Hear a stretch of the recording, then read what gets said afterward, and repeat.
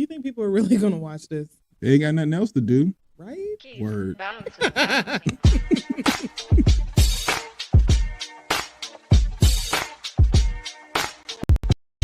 I ain't going on social media talking shit about TDS radio.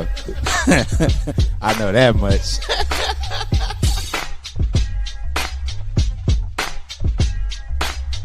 My man, Coach Block. What's up, cuz? How we living? You're rocking with TDS Radio. Get it, Kim. All right. She got a vision, and she wants us to execute this vision. Ooh, man. That's what TDS is about today. Ken and Kim are the two dopest siblings that I know. All right, man. You ready? Am I ready? Are they ready? Nigga. What's up? What's up? What's up? It's your man, Coach Block, one half of TDS Radio. How are you today? Oh, you didn't do my intro right.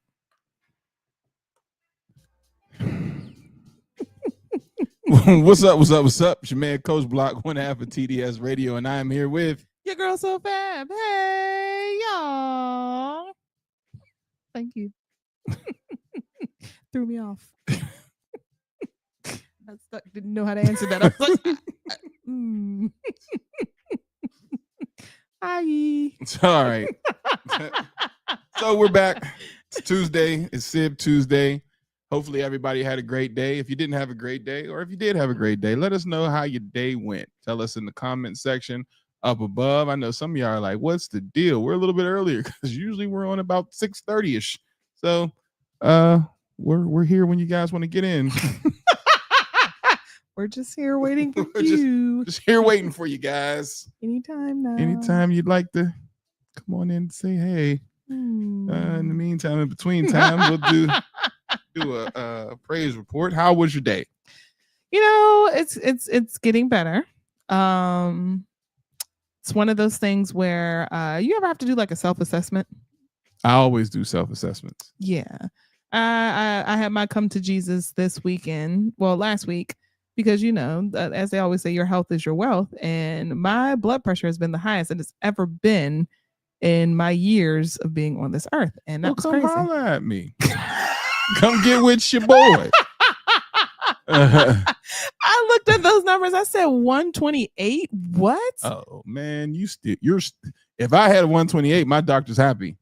Are you serious? Where are you? If you want to share, you don't have to. Oh, I don't mind. If I don't take my medicine and I'm stressed out, I'm anywhere from 160 to 170, even 180. No, that's scary. Yeah, that means I'm about to have a stroke. Oh my gosh. Mm-hmm. No wonder why my doctor was like, girl, shut up. Yeah. That's why you're like, oh, this is the highest ever been. Yes. 120. I'm like, typically mine is like 117, you know. Man, if I go to the doctor's next month and they see 120, you're doing a great job. That's textbook. You should be at 120. Man, 180, 160, 170 in there is where I was at when things got bad. That's when, That's scary. That would scare me. It was 181 over 101. Now, the last doctor's appointment I had, I was at 117. That's great. Yeah. So I got to keep it the top up. or bottom number? The top. Oh my gosh, yeah. But, you know, if I don't take my medicine and I don't work out or I don't do anything or I don't keep, having big neck shirts because I'm losing weight, y'all see this? Then we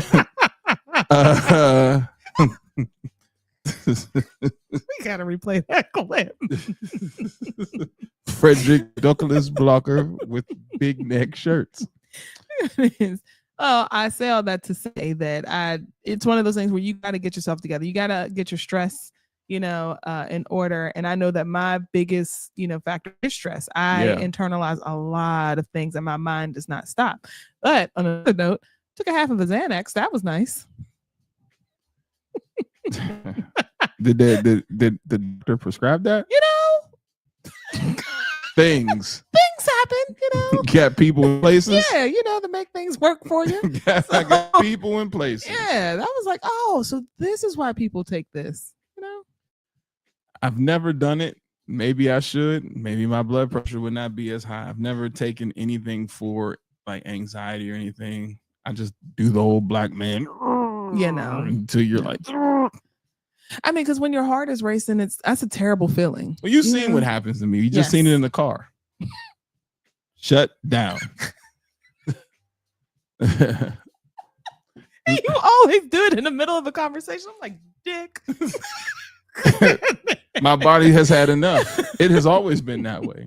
I remember one time I was ranting to Chuck in the car on our way back from a location. I had an argument with my ex-wife about something, and I was like, "That's what I'm saying. You get what I'm saying, bro? You know what I mean?"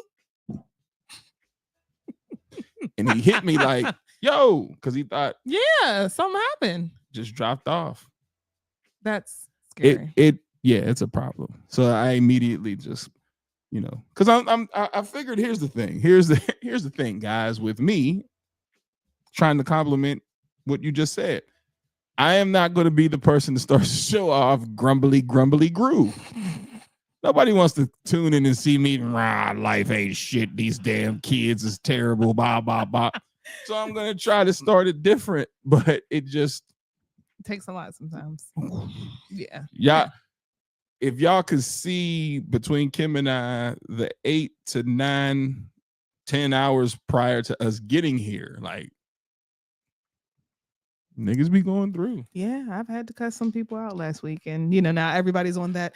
Hey, is everything okay? Thing. And I hate when I tell you I hate that, and I'm pretty sure y'all can understand that.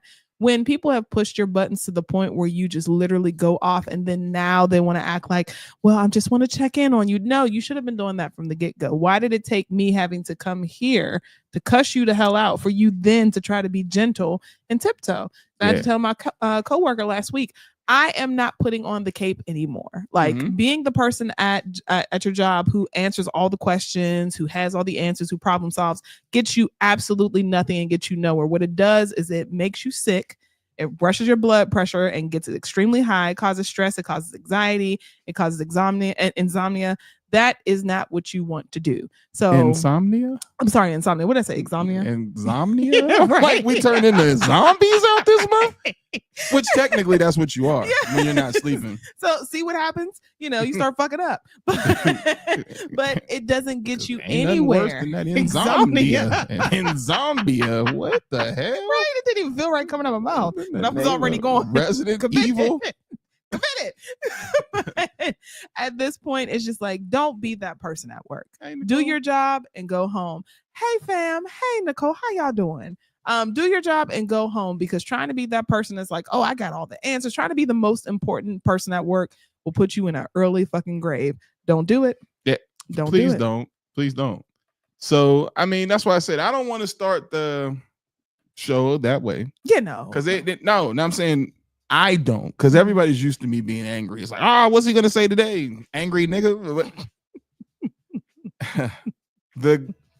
I'm gonna start doing a praise report before I do the rants of what, because there's a lot to be thankful for. TDS has a lot of motion that we can barely keep up. I can promise y'all, we are drowning out here. Water is here on the roads. We have an intern now. We do? Yeah. You hired one? Yeah. Wasn't a business decision. We ain't supposed to be talking about this. So at least we'll be getting some help. Don't we have more interviews? They're done. You picked the one already? What about? We won't talk about this on camera. Tell CJ I said hello. Tell him I said what's up. Yeah. The praise report, man. Things that we need to be happy about and thankful for, because there's a lot to be happy about and a lot to be thankful for. Because I would say in the past 2 weeks, between Kim and I both, we've been very busy with TDS and its growth. For example. Oh yeah. Ooh. No. This.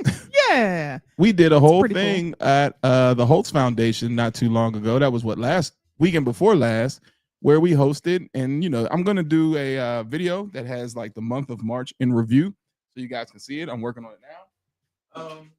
Interviewed celebrities and had a great time.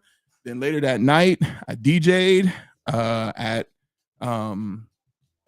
Groove Me. We're working on getting a new website done so things can be right and in order. Yeah, because niggas are terrible.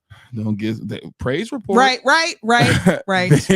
And I'll say before you move Yeah. any further past the ultimate game day experience, I will say it was really cool to watch him go into his sports journalism bag because I had no idea who these coaches were. You guys know I don't know much about sports. I don't even know who these people are. I'm constantly asking who. So to see him actually interview, the coaches and see that some of them you said were former Steelers players. Yes. That was pretty cool. I was like, oh man. And then they were just really receptive. They liked the fact that people were actually talking to them. Because it's one of those things where everyone's just so excited in the day to day and what's going on with the game that they don't get much love. And you don't fanboy over them. Yeah. Like it's more so let's do the interview, shake hands, and then then go from there. Like the coach, the female coach, who was she with? The Commanders? Yeah, she's with the Commanders. Coach Jennifer. Yes. Yeah. Yes. Mm-hmm. Because you don't fanboy over them because that's the worst. Because everybody wants to be treated just treat me normal. Mm-hmm. It gets up real awkward and uncomfortable when people be like, oh, go, you can have your autograph and all that. Now, like I was joking with Chiquita because I said if mom was there, she would have gotten everybody's autograph. She didn't give a damn about none of that. No. But it's just a little bit more chill as far as that. But the sports journalism part, I enjoy that. I've just never thought about getting into it seriously because I don't know. I think my bag is this, like what we're doing and bringing people to us versus going in their arenas and stuff because they get so overwhelmed and so bombarded. I like the feel that we create here where people feel more comfortable to chill and just have a general conversation. Mm-hmm. But I'm not going to stop what we do with that, with First and Goal and all that. So that was a piece. Then we DJ'd that night. Then just last weekend was the men's conference. Jazz said she wants to know how that went. Want to know how the men's conference went? Okay, men's conference was pretty chill. I had 80 plus guys in my session, and I got a standing ovation. Yeah. I did not get a chance to get through my whole presentation, which was good because I'm asked to come back and do it again at the church during the normal men's meeting. I was kind of the bridge between the two because I used some hip hop slogans and some Bible verses because I told them, I said, I'm not a theologian, I'm not a preacher. And at times I know hip hop better than I know the Bible, but I can make them correlate. Mm-hmm. And I did. And everybody kind of enjoyed it. And I shared my testimony and my mistakes that I have made. One being, when I lost $1.2 million. A lot of people don't know that I was at a point in time where I was almost there and trusted the wrong person with my information and ended up losing $1.2 million. And that was a mistake that I can say I haven't gotten over until now. And that's because I got therapy now to help me get past the fact that I have blew $1.2 million. So the running joke through the rest of the conference was like, I don't know, coach, I still might be a little depressed. That was $1.2 million. I'm like, yeah, but what you gonna do? There's nothing you can do. There's nothing you can do. So for those that didn't know, I had $1.2 million that just slipped through my hands because I trusted the wrong person. So but that also speaks volumes as to why we are so protective over TDS. Because I'll kill him dead before I But it was great, and I got video of that, man. So we were on the news locally down there because we had doubled how many men that were there from last year. Dope. We were on the beach and we prayed on the beach, which was crazy because it was bigger, so it was more men. And I wish, like, I had my camera because I was filming, but I was still trying to be in the moment because as I was filming, it was taking me out of the moment. But I was trying to do both, and I missed the white people walking past who were jogging, like, because we had a megaphone so everybody could be heard. And it was like, well, what's going on? And what are y'all doing? And then one dude actually caught up with my brother Chuck when we were. Oh, Chuck came? Yeah. Oh, good. Yeah, he had a great time. Good. And my brother Chuck, when we were walking out, one dude caught up to him like, so, hey, what are you guys doing here? Minding our black ass business. That's what we're doing. That's what we're doing. I mean, I don't know if that's praise report, but why do you want to be in on what we're doing? Like, and I guess that's not the Christian thing to do, but why do you want to be in on it was, we minding our business. You out here walking your dog with your boyfriend. We ain't bothering you. Like, chill out. Then here y'all go. What's going on, guys? But then did it follow up with how can we be apart? Where are you going? Because we were leaving at that time. So where are you guys going? What's going on? And it's a men's conference. And then one of the other brothers hit him with, yeah, but you got to pay if you want to come because everybody here paid. We're not going to do is walk in because we had breakfast at that time. And that's what I'm saying. Like, was it just, you're just trying to figure out what's going on, or were you genuinely interested and then wanted to be a part?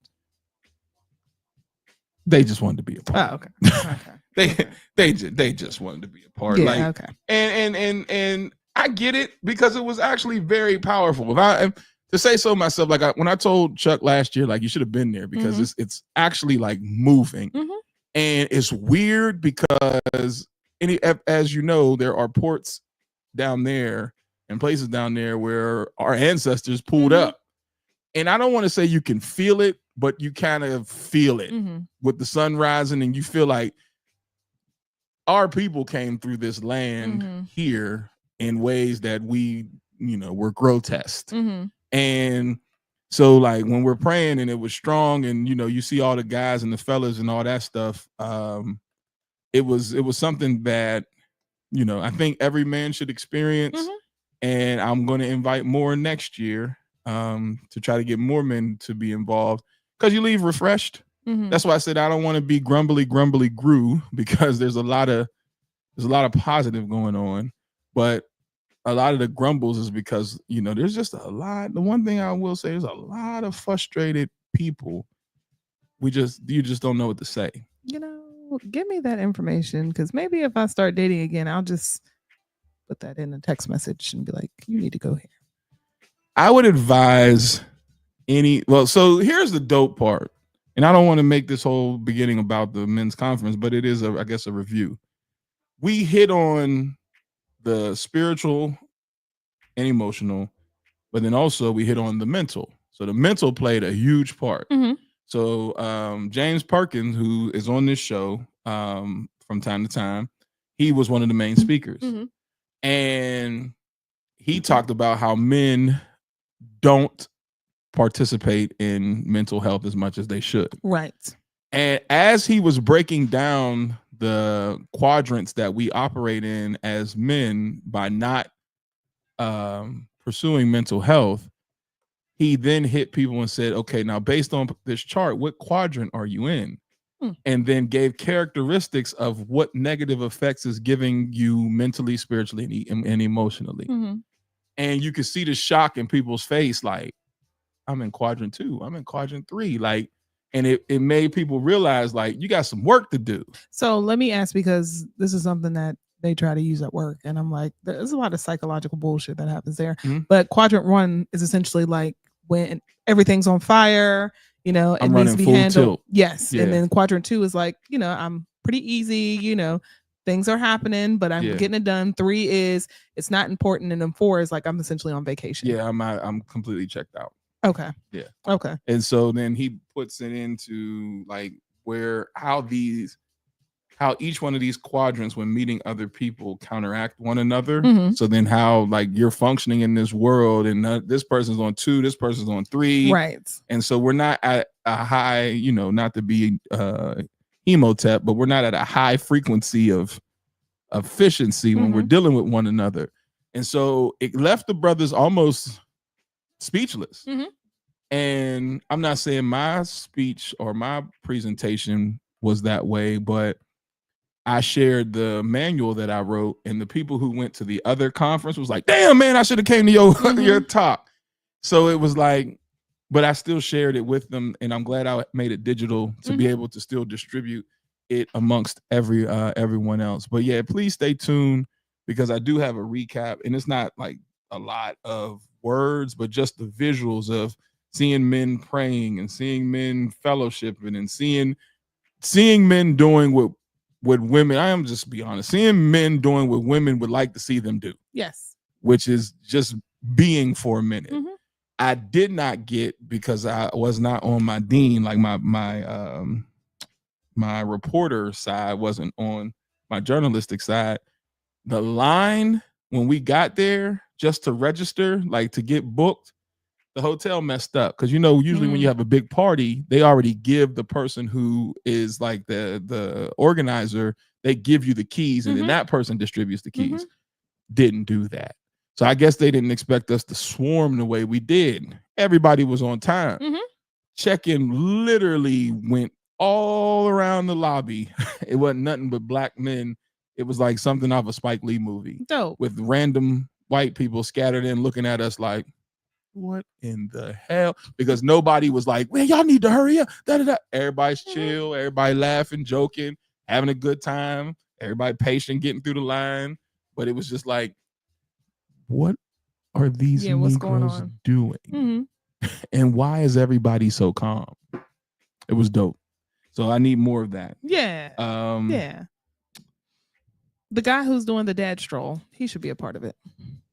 Yes. I'm slowly going to integrate more brothers into it as well. I'm going to try to get brothers from the church, because our church is in Nightdale, to go to the dad stroll to support, and some of the guys that are coming to the comedy show as well too. Oh yeah. So that's the other thing that we have. Let's put that graphic up. We have a comedy show. Bang! Top secret stand-up that is at a classified location. That'll be April 12th, 2005. Doors open at 8 p.m. Tickets are $35, but Eventbrite is an asshole with their taxes, so it takes it up a little bit. But we are only charging $35. You have Cheryl Wade, Kiara Benson, Victoria McGraw, and Tico Bethay. So Victoria and Tico have been on the show already, and tomorrow we will have Cheryl Wade, and we will round it up with the headliner Kiara Benson the following week, so that you guys can get a little introspect of who's on the show and a little bit of their style of comedy, so that you guys can, buy your tickets. Now, here's what I will tell you. VIP, there's only one VIP left. Okay. Off of Zenkin for a minute. Don't get mad at me when you say, why ain't you tell me about this? I done posted. We done shared. We done boosted. We done did everything. Because I've even seen the post on other channels of my social media that I go on. So we've boosted. We've done all that. Okay. If you don't get a VIP table, that is on you. And if you don't get the seat that you want, that's on you. Two things. VIP is in the front. Of course, they should be. All right. They get champagne, charcuterie, and all that stuff, and the presentation. Then, and behind them is going to be first come, first serve seating. Now, I advise you to listen to what we're saying. I understand people's auditory skills are at an all-time low. Are they? People's auditory skills are at an all-time low. But hear me and hear me good. We are filming this with a true production team. We are looking to put this on all major streaming platforms. Don't bring your ass in here late, or you're going to have to wait to be seated until we take a break so that we can sit you down. We can't move you in front of people with the cameras rolling. Don't do it. The space is not big enough. It's not an auditorium where you can do that. This is an intimate setting, people. So we're having a mixer on the rooftop to get everybody in, get a drink, get loose, have some fun, have a little that. Then when we tell everybody the show is beginning, you're going to take the elevator downstairs to the vault and have a seat. Pee on the way down.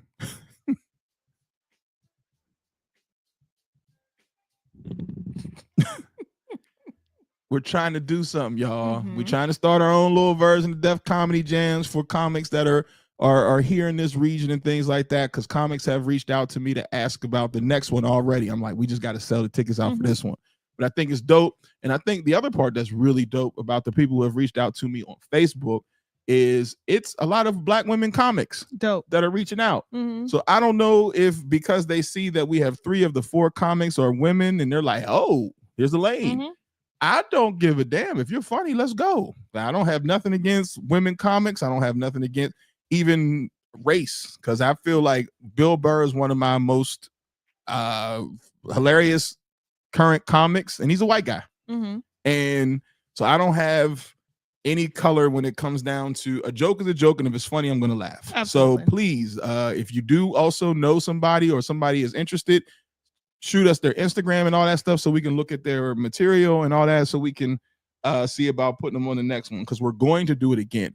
But please, people, please, pretty please, with sugar on top, get here on time. Enjoy the rooftop, because if the weather is nice, the rooftop will be open. If not, and it's raining, we'll make sure we make accommodations inside. But outside the rooftop, as long as it's nice, we're going to be up there vibing until the show starts. Why not enjoy it? Get your drinks and chill. Right? But thank you for Jay and Nicole and Varna and Miss Kafie, all those who have already bought their tickets and their VIP. We appreciate you. Make sure you fill it up. Make sure you bring your guests, because VIP, y'all will be on camera. And do us a favor, for those of you watching right now, if you don't mind, share the graphic, or better yet, just share this show. Please.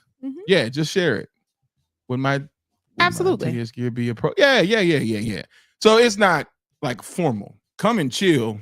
We're filming it. It's like I said, no different than a Def Comedy Jam. The thing that we're trying to make sure everybody is here, so that when you're seated, unless you of course have to go to the bathroom, but then you'll know when you can make that break, versus getting up right in your head right across the camera like this is this is one of a bootleg movie from the 90s. Don't do me like that. Please don't do me like that. And you know what? I am definitely going to give the comic all the freedom to roast you if you do that. Yeah, because we're making sure. Like, here's the other thing, guys, just so that you understand the magnitude. And once again, we'll run this back.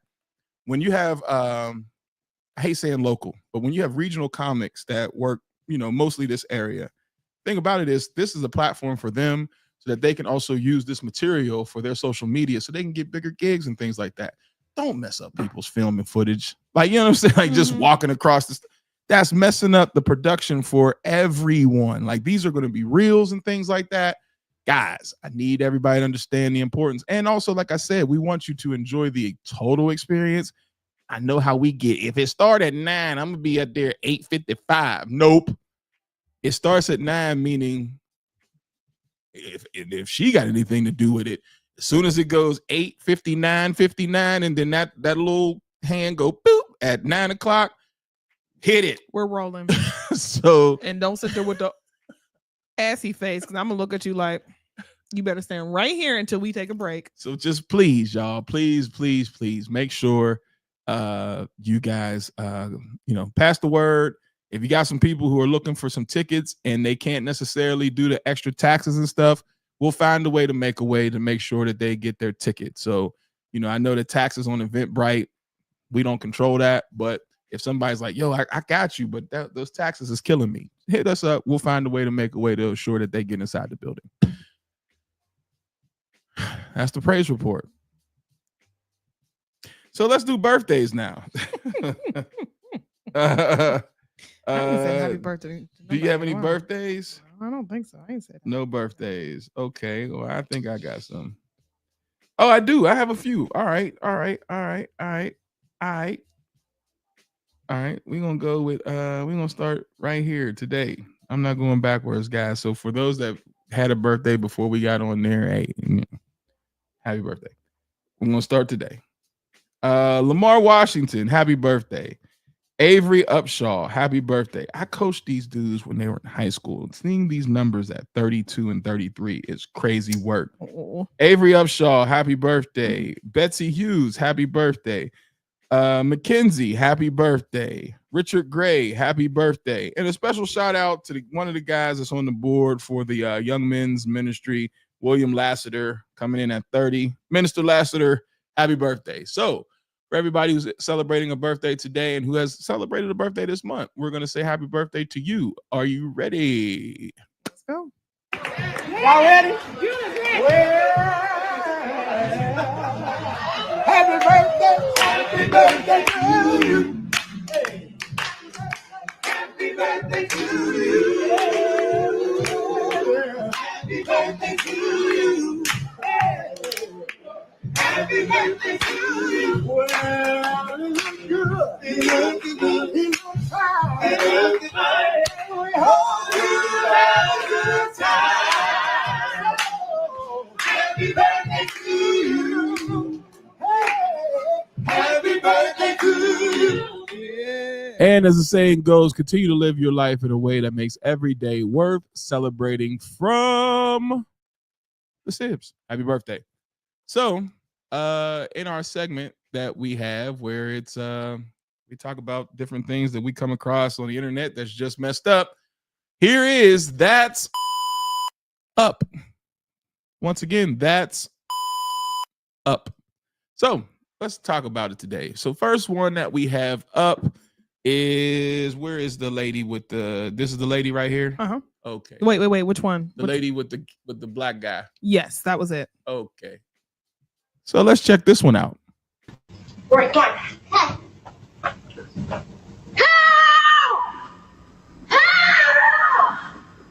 Did someone come here? That was my wife. She got somebody chased her. Who chased her? She said somebody in the silver There was a guy in a truck. gray truck, and he came So around the corner, I don't and know if you guys have a I was in reading. the street, and so I come up, and I just have my kids, and so I'm like gonna pretend that I'm coming home, and so I pull up and I start walking to your back gate, and he stops here and he goes, "Are you looking for someone?" And I said, "Nope," and then he sat here, and I was like, "I need to get in." Well, that's my husband. That's why he lives here. Yeah. He lives here. So he came in and he said there's this lady screaming, and I'm like, that's. She got all worried that she said, Scared the crap out of me. How? yeah. I'm so sorry. How did he scare you though? How did it feel? I just seen her in the driveway and I was like, are you looking for somebody? Well, you just have to understand my point of view. Being by myself with 2 kids, I just saw a car coming, and so I was like, oh, it scared me, and so I just pulled up here, and I kept thinking, this could be his house. But you didn't say, this is my home. You just said, are you looking? And I was like, I did. When you was on the porch, you asked me, did I live here? I said, yeah. And you said, no, you don't. So I saved the beginning on purpose. This is how this interaction started. do you live here? Yeah. You do? Papa. I don't believe that. What? I don't believe that. So where are you going? Rory, come on. Rory, come on. Help! Help! People have died for that reason. People have died for that reason right there, man. Like, so with her yelling help on a man who's in his house. You rang his doorbell. Thank God he has the camera. Mm-hmm. Then yelled help, and then told people you felt as though he was about to attack you as he pulled into his driveway. Then you said he did not answer you and say, hey, this is my house, when clearly he did say, yeah, this is my house. I live here. I live here.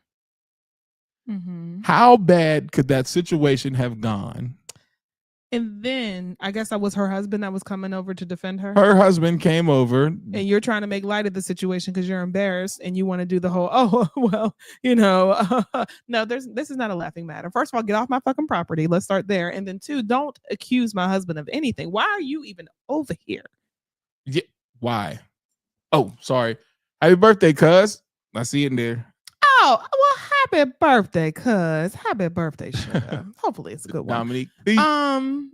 Yeah, no, for you to even come over here and then make me have to explain myself to you. Why are you over here? Why are you in my, and you're on my property. it's the privilege of it all. And then for you to then say, well, you have to understand. I don't have to understand a motherfucking thing. What I do have to understand is, why are you over here ringing my doorbell saying that you're scared of my husband who is on his property? Take you and your 2 kids and get the fuck on. You and your husband, who kindly should have just said, you know what, I apologize. I'm so sorry.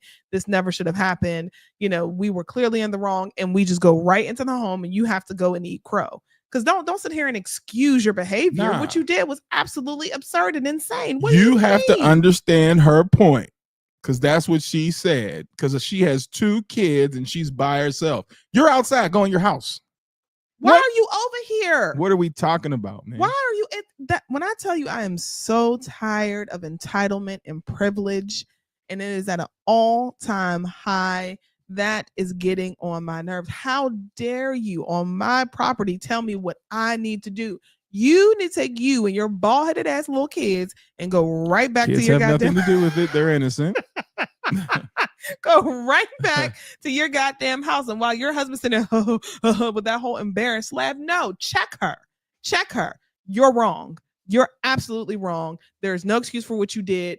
Go home. And I'm sorry, y'all. I apologize, because at no point am I hearing anyone apologize profusely for what has happened. Because like you said, men have been shot, killed, strangled, chased for far less. And I'm pulling up into my fucking home. Historically, men have been pulled out of their home and killed for that very situation right there and hung. If this was the 50s, 60s and below. Even recently, it happened in Henderson. I was going to say, even now, men have been hung for somebody saying, help. And I don't believe that this is your house. And then people go and drag this man out of his estate, and then you get hung and lynched. Yeah. And I'm not even going to entertain the whole thing, because I was getting ready to ask, well, what would it take for you to believe? I'm not going to entertain that. I said, this is my goddamn house. I'm in the house. I answered you. You hit the doorbell and said, do you live here? Let's say you're just a nosy Karen and this is Neighborhood Watch. Do you live here? Yeah, I live here. Even if you didn't believe it, it's not yelling help. Go to your home and call the police. If you want to be that type of Karen.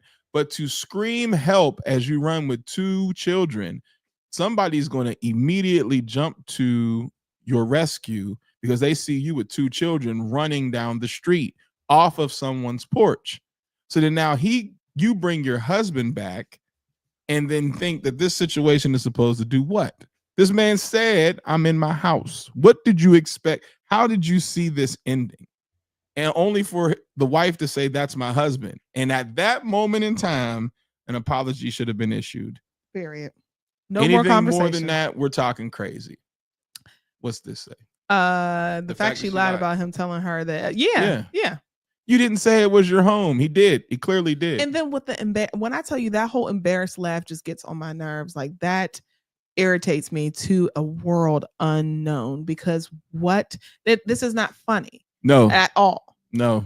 You deserve to get cussed out. And if anything, I'm about to call the cops on you for trespassing, because why are you over here? Yes. Take you, your husband, and them raggedy ass kids and go home.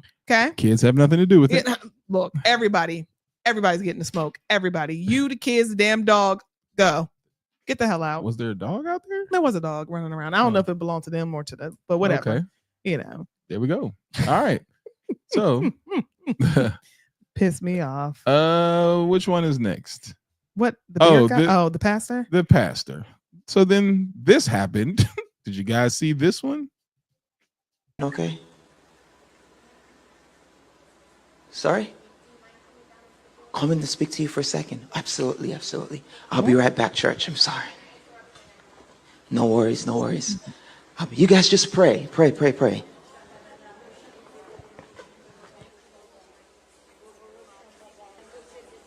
Oh, I'm sorry. I started this in the middle. Let me get you here. Their mind. This is a pastor. He's doing his Everything- preaching, right? So he's I can't touch your mind. See? Look at your neighbor really quickly and touch their mind. Touch your mind. Look at your neighbor quickly and touch their mind. He's looking in the back. Something's going on. Everything okay? Everything cool?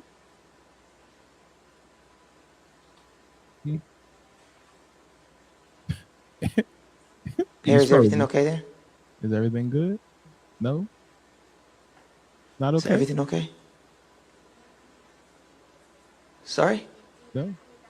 Come in to speak to you for a second. Absolutely, absolutely. I'll be right back, church. I'm sorry.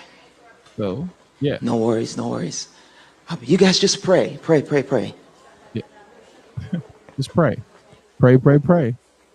So what they did was they took Prophet E.J. Newton off stage while he was preaching because allegedly his ex-wife said that he held on to kids longer than what he needed. Do you mind coming down and speaking with us for a second? Yes. So the police were there. I'll be right back, church. Sorry for the interruption, everyone. No worries, no worries. So my question is, did the cops have to do him like that? No. Did the cops have to do him like that? Because all it was is that he had the kids. I guess there's an agreement, some type of custody order. He had the kids longer than what he was supposed to have them. The mother filed for kidnapping, saying that he kidnapped his children and sent them to the church. She purposely wanted to embarrass him. Yeah. Well, he took to his Instagram and there's a picture of him talking to the police outside of his church. And he said, "This happened during service. I've been secluded by the police, not allowed to leave. The moment I stepped off stage, our online service was flooded with false accusations. They, the same people who recruited my ex-wife, are not working together. They have my ex-wife claiming that I am trying to flee the country in the middle of a parenting schedule case. A judge granted an emergency extraction. They had people come also into the service, which we spotted. The whole thing had been so weird, but let me be clear, I am not fleeing. I never planned to go anywhere. Now they're searching members' cars and preventing them from leaving church grounds, but God will prevail. I will not stop speaking truth and exposing darkness. If this is the cost of repentance and speaking up against occultism, is she supposed to be in a cult? Nah, that she's saying that he has a cult. Oh, okay. And witchcraft in the church, then use me, Lord. Purify me, strengthen me, make me more like you. I love my children and this breaks my heart. My babies do not deserve this. I am a great father, a great husband. Why play these type of games with people's kids? I don't understand the kid leverage game. And I've been a part of it twice. The kid leverage game is terrible. Terrible game to play. Because the thing about it is you expect somebody to play in return. Mm-hmm. The moment he says, "Here, you got it," now he's a bad father. So as long as he's engaging, it turns into strongholds in his life that a woman feels like she has. Mm-hmm. And there's control that she feels like she has. And as long as he's following and abiding by the rules that she lays out, then she has control. Mm-hmm. The judicial system plays the part of, well, we're going to err on what's best for the kids, but never really taking father's side unless they, pay exuberant amounts of money for attorneys and things like that, who are all in a coup together. So in this situation, you've embarrassed him. You've risked his congregation, his image, his brand, his money. But then if that all gets damaged, how is he now supposed to take care of his children?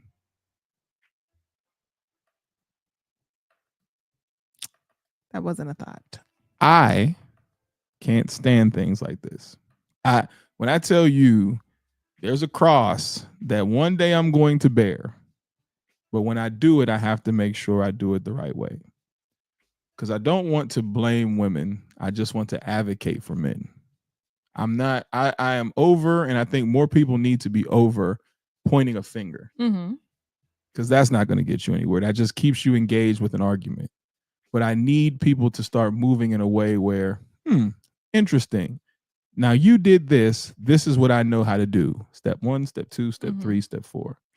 That does not tend to happen a lot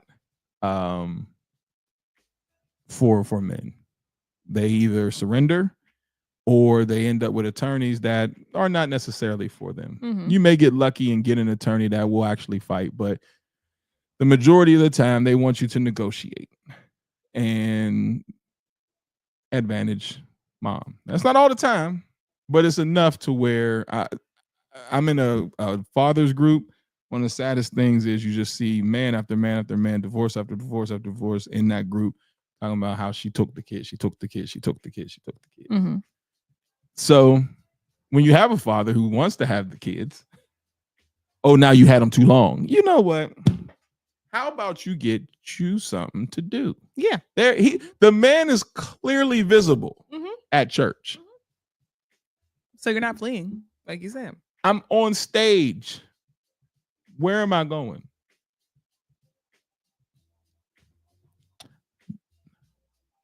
Don't get me started, because that'll be the show. And another thing, and I'll start name dropping. So I don't want to do that. Yeah, no. Let's get to the guy with the beard, because what is that about? So that's another what the hit me. What wait, the wait. Hold on. Go ahead. What the is going on? Can't win for losing. Who's next? The beard guy? What's that about? This one? No. Next to it. This one? Yeah. I don't know. Let's see. No, you picked it. This Did is I? one of yours. I remember you were saying you cool with all your exes, right? Yeah, because Yeah. that's what we do. Like, you support one another. Like, Still you checking? don't. They still checking? Check in. I do have one friend who is my best friend. We tried to be intimate and it didn't work. Like, I can see where that would go. Is that really an issue for you? Oh my God. It wouldn't be an issue, but but it would be an issue. It's like a connection there still, you know, it's like the communication would have to get cut. So they couldn't call at all. They Yeah, would I be wouldn't like, deal with the calling, I ain't gonna lie. Eddie might as well go ahead and marry a nun. Cutting off my male friends, I don't like it. Like, my one guy friend, he's not going anywhere. He could be on one night, I'm shooting my shot. Did we talk about respect? Yeah. Exactly. But it's like it's putting you So in an you think uncomfortable that- spot. Oh, wow. Check, please.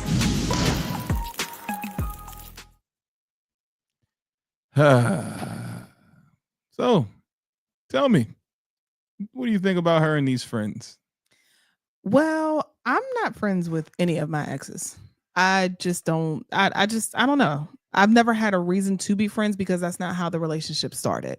You know, so for us to been like, oh, that's one of my best male friends. Nah, like we ended. It's done. It's over with. You go your way. I'll go mine.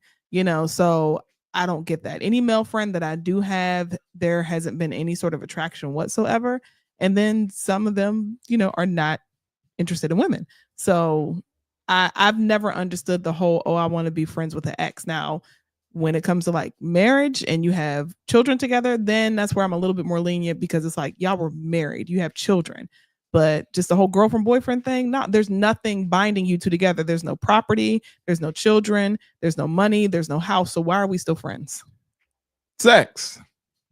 Yeah. She said her exes are still her friends. And majority of her exes, I'm sure she had sex with. And then the one friend she's talking about, oh yeah, he's not going nowhere. Then you need to continue to be with him. You're not ready for a relationship. There's no way any man is going to co-sign to that unless he himself has something going on the side. And it's like, well, you do you and I do me. No man is going to co-sign. And for her to be like, yeah, that's a problem, then you might as well marry a nun. Nah, ain't nobody co-signing that. Now, would it still be an issue if the ex was married? Yes. They were friends? Yes. We get all these messy letters about men cheating all the time. Oh, yeah, that's true. Yeah. So it's like, yes, I it tried is. to help, sis. I'm Here, okay, I am gonna tell you something, and I don't care what anybody says. There are certain friends that men have that are females, but 9 times out of 10, those are women that they do not find physically attractive. You can say that they're friends. If a man tells you that that's his friend and they haven't worked together somehow or where basically these two somehow came in through some type of relational thing that's not like work, that is just a person who's waiting to sleep with someone. And the one thing that I will say about a lot of men and women too, They are very, very patient. Eventually, they'll figure you'll break. Oh yeah. So stall me out with the friend thing, because if you guys, she's saying my exes are my friends, and I'm not getting rid of them. That's a problem. Now, if you say, man, I went to college with this cat, da da da da da, we've been friends for this long, and blah blah blah, that's different. But when you're talking about you've shared an intimate space with another person, but we're still cool, stall me out on that. Y'all need to go ahead and be in a relationship together. Yeah, ain't no way. And to think that a man is supposed to accept that is crazy work. It's crazy work. And for him, I think it's great because, okay, you're friends with your exes, cool. You told me out up front, so I don't have to find out on the back end. Next. Yeah. Ain't no reason for you to even consider anything, put yourself in to any other situations that's compromising your morals or your integrity as a man. Next. Everybody is not for everybody. So she's not for you, bruh. She is for the streets.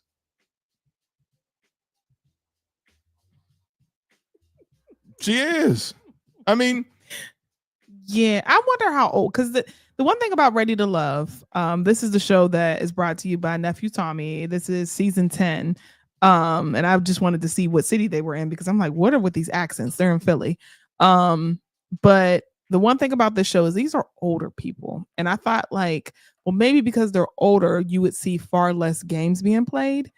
And that is not the case. Like, I've watched a couple of seasons and they were all terrible. You know, the people were terrible. You know, people were playing games, like, you know, just saying off the wall stuff. You see so much trauma and, you know, unhealed wounds from, you know, past relationships and childhood. And it's just like, you cannot sit here and tell me that you signed up for this show saying I'm ready for love, but I have all this baggage from previous relationships and these exes that I'm still cool with, and I'm not willing to break off these friendships in order to find my husband. Girl, come on. Let's be real. Terrible work. Let's be real. And then let's be honest. If you were on his side of the table, or you have a guy telling you, yeah, I'm friends with all my exes, and, you know, look, if you ain't cool with that, then I'm sorry, you will feel some sort of way. I know I would feel some sort of way, because number one, I'm not competing with any other bitch in your life. That's not happening. And then two, why is there such a strong hold? What do y'all have going on? Like you said, that is something outside of the physical. Where are your male friends? Why are you so heavily reliant on these so-called friends that are your exes? Stop that. One of the biggest keys of longevity in a relationship is friendship. So if you got friendship with that person who's an ex, then you need to explore why y'all aren't together. Right. Because if y'all are friends, then what are you talking about? So if you say, oh, that's my friend and I love my friend, then why ain't y'all together? Facts. Why do you have a slew of exes that are just friends? Lady, you want to keep your options open. Stop it. And I would say the same thing if it was a guy. Like, cut it out. These are just penises in a jar for her. Yes. Break. break. Break in case of emergency. Don't stop. Next story. Oh, because that's hit me. Oh, wait. Sorry. That's hold on. Up. Yeah. Hit me. Yeah. I'm gonna have to tune into that show, because I forgot about Ready for Love, but obviously it's still terrible. So where's my man? This one? Mm-hmm. All right. So the next one is kind of funny, but also shallow at the same time. So you guys tell me what you think. She was in the store with a man. He ordered chicken nuggets and she was turned off. Like, enough. My food selection does not turn you off. Might turn someone else off. Yeah. Why are we judging people based off what they eat? It just says you lack something. I don't Like know what? the word. A lot of something. Sophistication. If you're eating a well-done steak, we don't have much to talk about. You skip some steps. Your palate is basic. There's some rooms you're banned from. Man, you judging a man for eating chicken nuggets? Yes. You're not getting date number 2? We're here for a reason. We're here for top shelf shit. And you order chicken fucking nuggets? Chicken Christ nuggets, on a cracker? No. That's why you shit right there. Yeah. I'm confused. What's going on? Somebody said that based upon what their experience with a person, based upon what they eat, depends on if they get a second date or not. If they go out on a date and a person orders chicken nuggets, they're not gonna go out on another date with them. Interesting. I see why a lot of women are single. Outside of men being assholes. You put yourself in a box to be single. I don't care if you eat chicken nuggets. I don't give. If you sat down and said, I'm gonna get, and to me, chicken tenders are nothing but adult chicken nuggets. Like it's Boneless the same wings thing. Yeah, or chicken boneless nuggets, yeah. So if you sit down and say, like, oh, I'm getting some boneless wings and some fries. Nigga, I don't know. What are you talking about? If that's what you want to eat for that night, then that's what you want to eat for that night. What do I care? Why does that constitute the judgment of my life because I choose to eat chicken nuggets? Yeah. Even when she said, "Oh, if you order a steak well done, if I like beef jerky as a steak, then let me eat beef jerky as a steak." I swear I don't give a damn. Like, if that's what you want, then that's what you want to eat. I don't care, man. What does it say? Folks losing out on good people because they got dumb ass standards. I said it all the time. You got the whole world, right? Everybody got the whole world. Think of the world as a basketball. Every single standard you get makes that basketball turn from a basketball to a volleyball to a softball to a baseball to a tennis ball to a marble. So then now you end up trying to find a fucking needle in a haystack. I'm sorry. Like, that's why I don't look at people and be like, well, I'm sorry that you're single. No, I'm not. Because if you have your standards, you're entitled to have your standards, but understand with that comes the single life. Because the more that you put out there, and I'm not saying nobody should have standards, but the more that you do, the smaller your box is.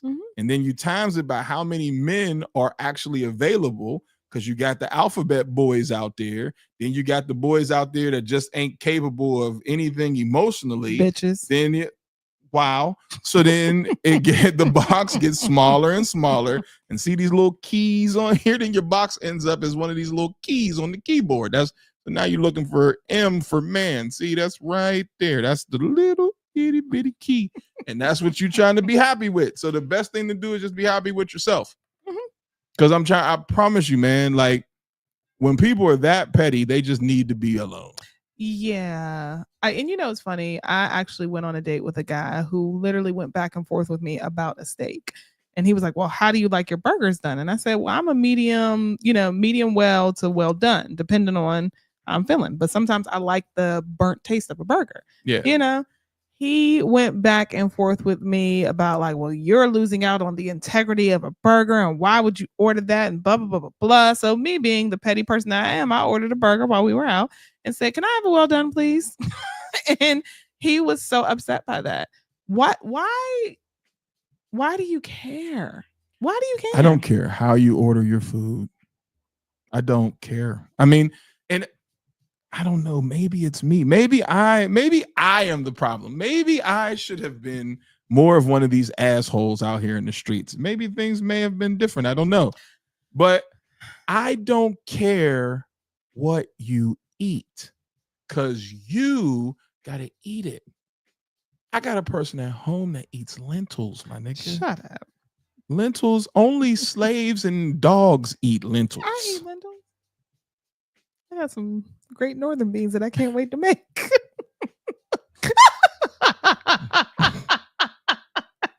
Just you wait. I'm gonna season them up. My smoked turkey. I eat great northern beans, but lentils, I draw the line. Like, but I'm not looking at her like, why'd I deal with you? I don't care that you eat that. I don't care that you, except for when it's Brussels sprouts. No, you can eat Brussels sprouts. Don't put that shit in a damn air fryer though. And even still, I got mad, and what did I do? I left. You eat it and let the house stink like Brussels sprout ass. I'll be back. Now, when I made my Brussels sprouts, did you feel like the house was stinking? No, because you roasted them. Oh, okay. Air fryer, my nigga. It is a totally different thing. Like, you're not supposed to fry a Brussels sprout. And she put them stinking ass Brussels sprouts in that. So if you were saying when a woman ordered Brussels sprouts on the first day, is it over? No. Okay. I don't mind. I don't mind. There's nothing you're going to order on the first date that's going to cause me to be like, because that's what'll cause me to say I won't go on a second date with you is if you try to force me to eat what you ordered. Yes. I hate when people do that. Try Yes. it. I don't want to fucking try it. I don't want that. I don't want to eat that. No, you got what you want. And another thing is, if you pull your fork across that table and think you're going to taste, touch, smell my food, it's over. You go like this and say, let me taste, and you pull anything from my plate.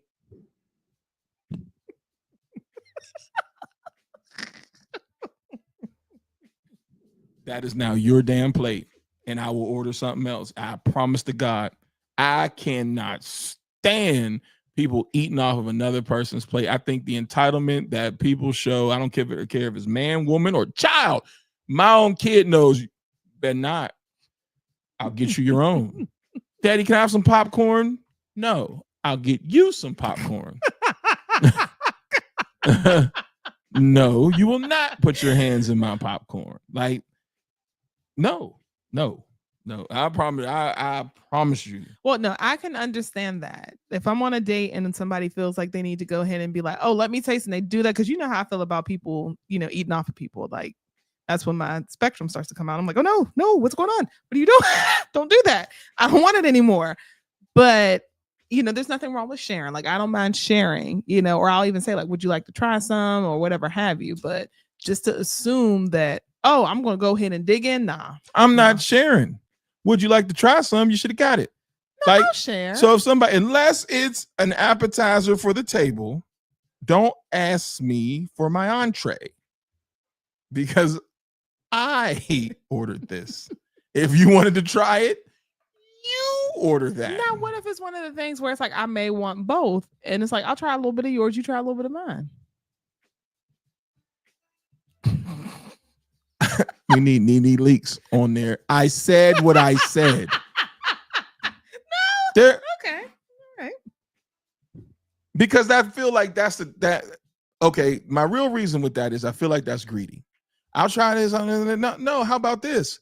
That now gives me the conversation to say, this guy, your box is in a twist. I don't like Nigga that said, shit. Nah. I promise you, man. And when I see women post that shit, I just be like, nigga, say something. Because that is the first lines to show that you don't respect a human being. Because I have my food and my plate in my space, right? And now, even with animals, you reach across and try to take some food from a dog. You see when you try to take a treat from Mason? That's what I'm saying. So now you feel entitled enough to reach over that table and take something that is not yours when you had the ability to order it yourself. So like, if you're not with a cheap man and get what you want, that's when you say, well, I want to try this and I want to try that. Make your table look like Marlon Wayne's on White Chicks. It can have all that food that you want and try what you want and then take it home. But to come across the table on another person's plate is completely disrespectful. And that's why I hate when people be like, you want to try? I would have asked if I would have ordered that. I don't want that. Chiquita had to get, because that shit didn't fly because she was taste. Really? Oh, you really gonna be like that? Yep. Now see, Give me another one. When it comes to food, I don't mind sharing. I don't. Like, if I go out to eat with a friend and I get something, I'm like, oh, this is good. Try some, Or if they say like, oh, I want to try some. I'm like, okay, here. I wish if you offer it, you offer it. That's cool. Well, see, I'm going to say no. Huh? You always offer with me.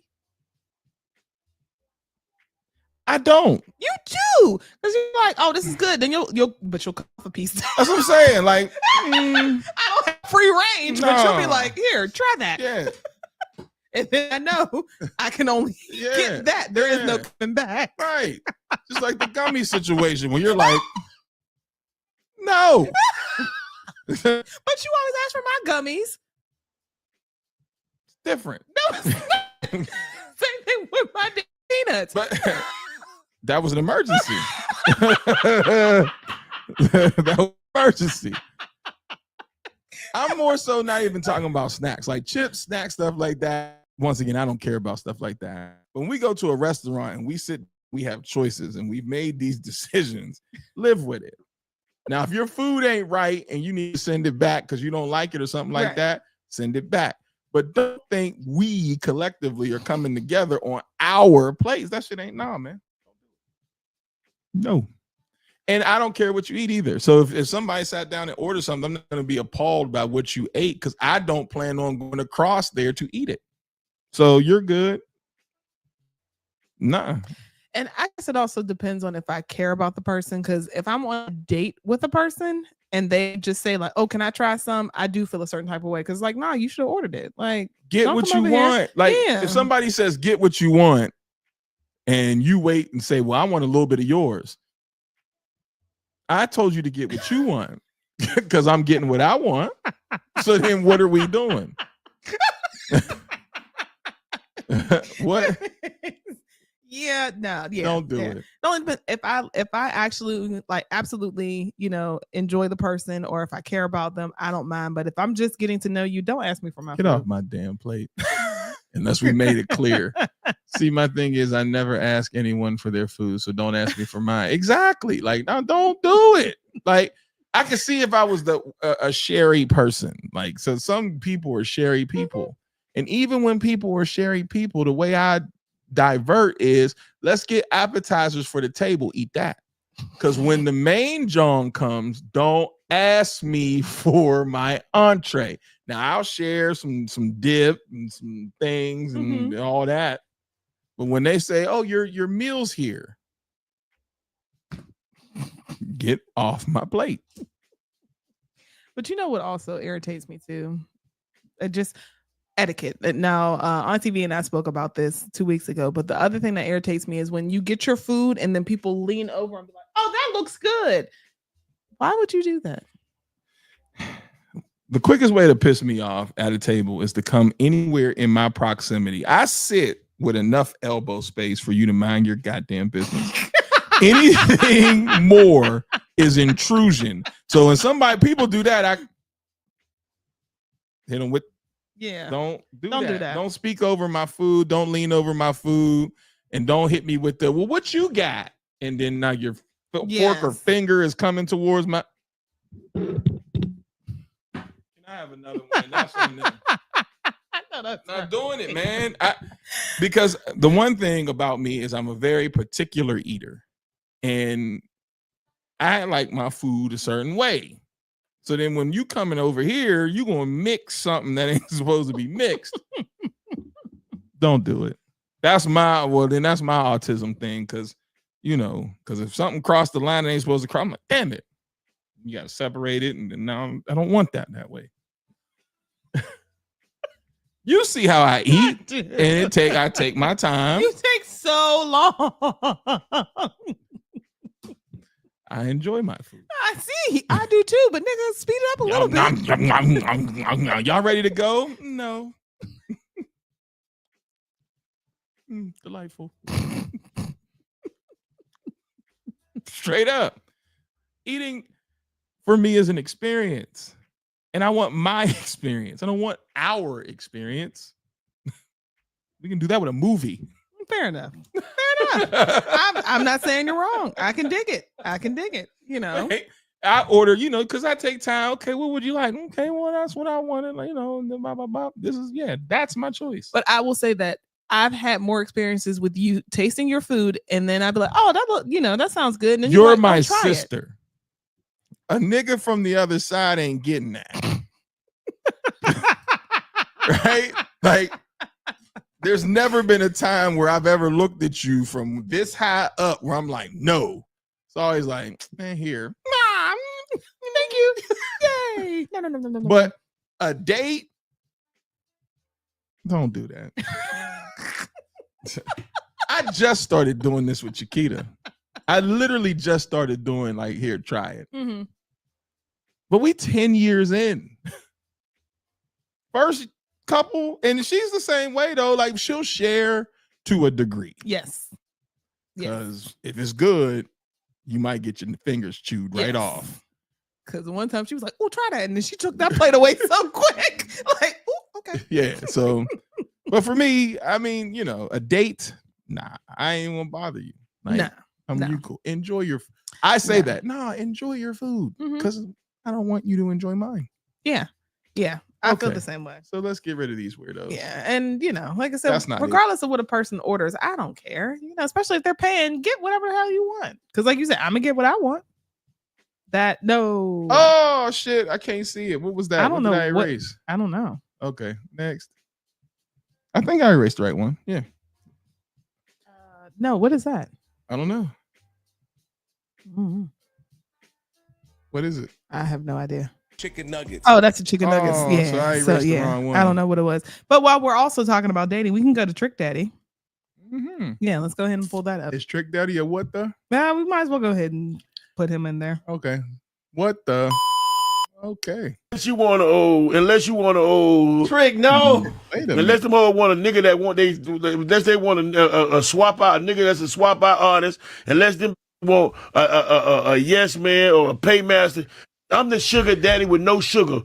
Yeah, sweet and low. I'm not doing whatever you don't do, you don't get paid for. Like, stop always complaining. Like, for real. Them old stuck in their way. I asked them, where you at? You ain't my dad. I'm not your. I hope I'm not your daddy. I want to know where you at in case you get in an accident, in case you get a flat tire. I'm not. See, women want to get treated like. I can't. I don't like niggas. I'm gonna treat you like a nigga. I treat any kind of way. You want to get treated equal, so you telling me you want to get treated like a nigga because you can never be me.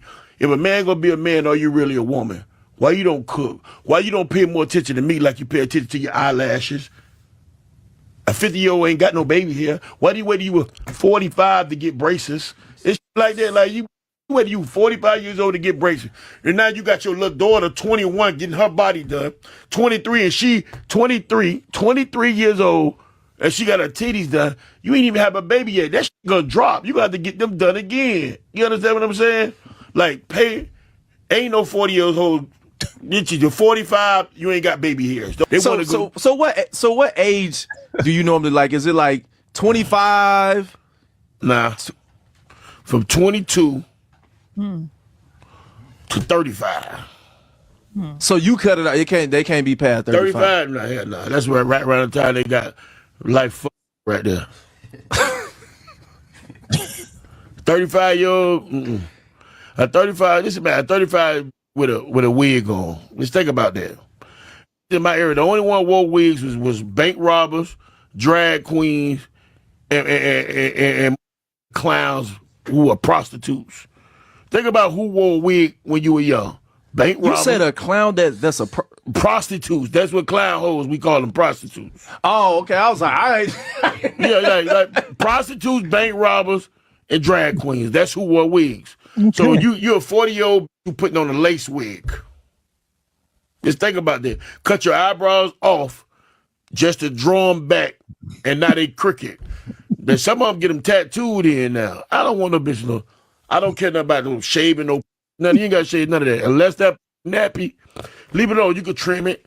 You could cut it down. One against the grain, mohawk, and landing strip. But you ain't got to shave that. Don't be talking about, oh, no, that's nasty. No, that's when we knew in the 70s and the 80s, we knew she was grown or growing up because now she got grass on the playing field. That's when we knew. So now all of a sudden, everybody's doing what everybody else is doing. That's why they hoes cannot accuse men of cheating no more. How am I cheating?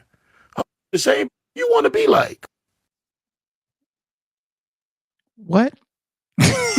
Oh, Trick talking that tricky Ricky. What is Trick talking about? I have no idea. I ain't gonna lie to you. I understand what he's saying, but he's saying it in his very Dade County country way. I don't understand 22 to 35 as a father with a 22-year-old daughter. And he also has a 20-something-year-old daughter. Yeah, 2 of them. so I don't understand that. So I'm not going to co-sign that behavior. So we're not going to do that. But you know, some of it is like ignorant, but then some of it you do hear men say, as far as just as women get older, they get more stuck in their ways. But I think people do in general. So what do you expect? There you go. Hold on. What? Nigga, what is you talking about? Because right, what? Yeah. I mean, you know. The wig part was hilarious. I just wanted to hear what your point of view was, because that was like, what Trick, you wilding? Well, I mean, I do agree with the whole baby hair thing. Like, I don't understand why that needs to be a continual thing. Like, why do we buy wigs to put baby hair on them? It looks crazy, especially when you have the baby hair like meet your eyebrow. Like, stop it. It doesn't make it look any more believable. I promise you, it doesn't. Like, stop with the baby hair. Gets on my nerves. But wigs. What's so funny, because I experience this a lot with dating. Men will come to me and talk about how they can't stand women who wear makeup and wigs. And, oh, I can't stand this, that, and all. But you're talking to someone who wears makeup and wigs. So why are you talking to me when you don't like that? And then when I say, well, I wear wigs, I wear makeup. Nah, but it's different with you, though. Because, you know, it is. Because... No, how is it different? Okay. I don't have a picture to show you, but there was a meme of a young lady who showed herself without her makeup and her wig. Then she showed what she looks like with her makeup and her terrible wig. And she said she preferred to look like that. It was over 2,000 comments of men saying that ain't it. There is a that ain't it and a that's too far when it comes down to this makeup, these wigs, and these goddamn lashes. There is a point where you're like, take that shit off. You look like a Muppet. It is. There's some of these wigs where you're like, one of them being the baby hair Johns. That is just enough is a fuck enough. And these eyelashes where they double them up and then they look like tarantulas on their eye, like that Muppet girl, the one that'd be like, hey, everybody's groovy. What is her name? I don't know, but you know what I'm talking about. That looks ridiculous. And then Trick is not wrong with the shaving the eyebrows off, to tattoo them back on. It's like, that stuff does look a tad bit ridiculous. But my question is, Trick Daddy, listen closely. As someone who looks this way and suffers from lupus and doesn't have any monies, you need to be glad that anyone is paying you any attention. No, see, wait a minute now. Trick said, hold on. Saying. I'm just saying, you look like an alcoholic, okay? Because he is. And you got the nerve to be hooting and hollering. Like X said, stop letting old niggas get on podcasts. You got the nerve to be hooting and hollering about what it is that you do and don't want, and that you want a woman, a young girl who's 22 to 35, and then the cutoff is 35 because that woman probably won't tell you, I mean, isn't going to allow you to just speak to her any sort of way because you're just spewing ignorance and bullshit. So then now it's like, well, I'll just deal with younger women because I can groom them and I can shape them to be what it is that I want them to be, so they can sit here and take care of me while I'm on dialysis, you know, and my high blood pressure. Hey, leave the high blood pressure people alone. While you go take your blue, I feel attacked. You go take your blue fucking pill to try to deal with a young girl whose sex drive you can't keep up with. So, sir, men are stupid. Sit the hell down. They are like you said, some things I do understand. It's like sometimes we as women go overboard with, like you said, sometimes the baby hair and the lashes. But at the end of the day, if that's not what you like, then that's not what you like. Like, no one talks about how these niggas be spraying their hairlines and carrying on in their beards. Oh, they do. But the thing is, you don't hear about it as much. There is a constant talk of like, oh, wigs and lashes. Okay, that's not your thing. But if I see a guy where obviously I'm like, no, wait a minute, what's that? I'm not gonna be like, oh, well, I just can't date you. It's like, okay, well, you just went ahead and got a little magic done. Nah, you gonna clown him. But sometimes it looks good. Yeah, but you still gonna clown him. No, I wouldn't clown him. If that thing start flipping back, you go to a amusement park and hit a roller coaster, and next thing you know, I thought it was just paint. Are you talking about the paint or the actual man pieces? No, I've never seen anybody with a man piece. Yes, you have. You just don't know it.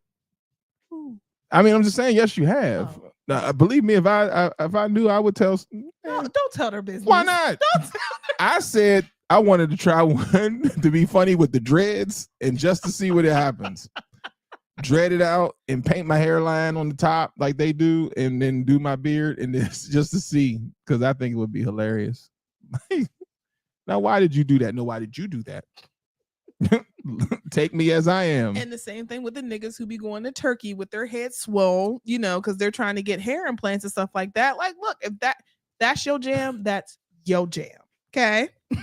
Okay. But I'm just saying, like, nobody's really pressing them like that. Like, the niggas we do talk about are the niggas who try to have a beard and it's patchy. And it's like, nigga, if you don't cut that, because that looks crazy.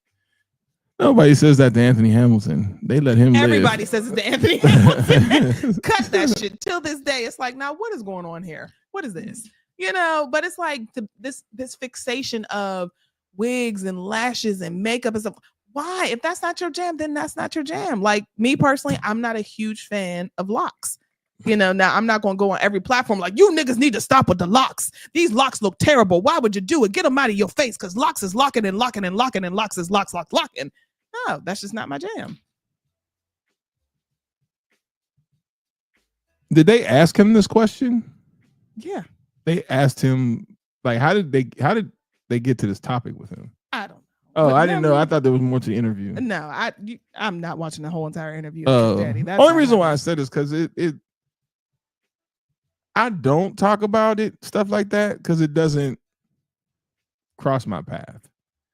I know the excessive stuff that he's talking about. I said you look like the Muppet from the Muppet Babies. I wish I had a picture to show everybody so people get what I'm saying. Like, nah, what you talking about, coach? But the crazy thing is, I see more young girls doing that. Not to say that there aren't older women who don't do it, but I see more of the young girls with the baby hairs all the way down here and the lashes and stuff like that. So for you to say, oh, I'm only going to date 22 to 35, well, nigga, that's where you running into most of the women who do this shit.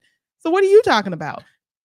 And yeah, because I'm just, here's what I'm tired of. I'm tired of us ranting about shit that's not important. What somebody wears and puts on their head is not important. Like, and I'm not saying everything has to be so serious and Malcolm X and Medgar Evers and all that, and and I'm not saying that. But I'm just saying, like, in the day-to-day function, somebody wearing that does not, what does that do for me one way or the other? And Trick Daddy, if you don't like it, then don't date those people. But you dating someone who's 22 at 51 years old is crazy. When we were in Miami, we seen more than a little bit of BBLs. And I think those are fucking ridiculous. I don't care who you are. It makes you look like the letter P in the back. Because it don't, you know, that one song where these BBLs is killing y'all and your thighs don't match. If that ain't the truth, because it's like y'all missing hamstring that goes to the back of your butt cheek, and that's not a lie, that is actual physical. Wait, so your hamstring, the back of your hamstring connects to your butt cheek.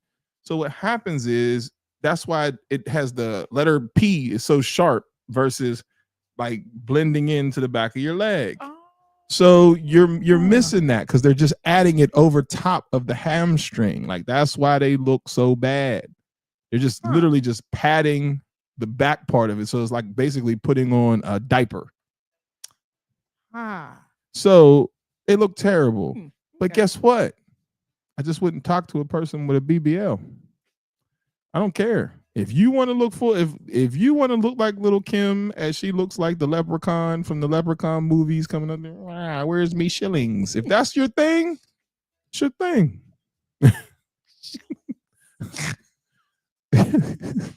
If that's what you like, that's what you like. If that's where's me shillings? If that's your shit, cool. What she did? Fuck. Whatever.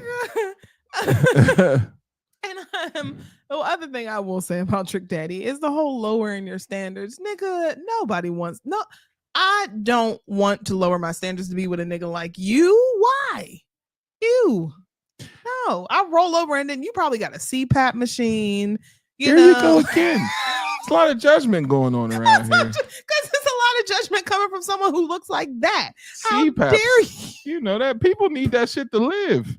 What are we talking about? How can you? Because I'm just saying, as a 22 to 35-year-old, you expect me to sit here to lower my standards to turn around and look at somebody who looks like a goddamn chocolate covered raisin? You got to be out of your mind. You can kiss the blackest part of my ass. Take what you can get. But okay? Trick got the money, so that's what they're going for.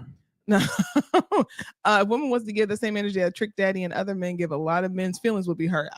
You know, I'm just saying. So, I mean, like I said, he said it Dade County like, and you know, that I wouldn't expect anything less from Trick. And here's the problem. Trick Daddy can get away with saying that because somebody's going to sleep with him. Right. And so the gripe that y'all need to have is not with Trick. The gripe that y'all need to have is with the women who decide to sleep with Trick Daddy. Yeah. Because that's who we need to be angry at. Who is doing this? Who is giving Trick Daddy coochie? Somebody who thinks they're going to be on the season 11 hip hop. That's who you need to be mad with. Because then here's what happens. But you know who those women are? The women that he don't want. The ones with the baby hairs and the lashes and all that types of stuff. So, nigga. My nigga. I think it's all gross. Like, I do feel as though we need to check the baby hairs. That shit is ridiculous. Everybody didn't have it growing up. Everybody should not have it now. No, and it doesn't make your wig look any more believable. I promise you it doesn't. I promise you. You know what really helps, ladies? When it comes to wearing wigs, if you want to get into that, you really got to pluck that part, okay? You got to pluck it, and then you got to pluck the hairline. Then you got to take makeup and make sure that it matches to your actual scalp and forehead and get that, you know, some of that lace melt. That makes it look way more realistic than baby hair. I'm telling you. I go get the wigs that got the old school bands that go around. Now those are making a resurgence, sir. Do you know? Get the band, or go get you the hats that got the hair glued in. Those the are hat. also Mom used to make those. I swear that shit is ridiculous. Mom used to make those. I did not know for the longest that our aunt had a banded wig. I thought that was her hair. No, she wore that wig forever. Yes. For the longest. It was probably maybe like 10 years ago. I just had realized that was not her hair. Yeah, you're wearing a wig. Yeah. I mean, you know, allow people to do what they do, you know, but I don't know. I just feel like there's so much more to worry about. And if that's just not your bag, then that's just not your bag. Then what do we care? Because who's asking this nigga for dating advice? Or who he's sleeping with? Gross. Yeah. You know. Wait, huh? The real question is, why is his name still Trick Daddy? Didn't he grow out of that? Right? No, he didn't. Oh, goodness. Okay. So who Gout Papa. Because that can happen to me, so I can't laugh. Jesus Christ. How do you even get gout? Bad. Poor diet. Oh, okay. High cholesterol, high blood pressure, you know, all the things that I got. Next thing you know, I'm over here like, see.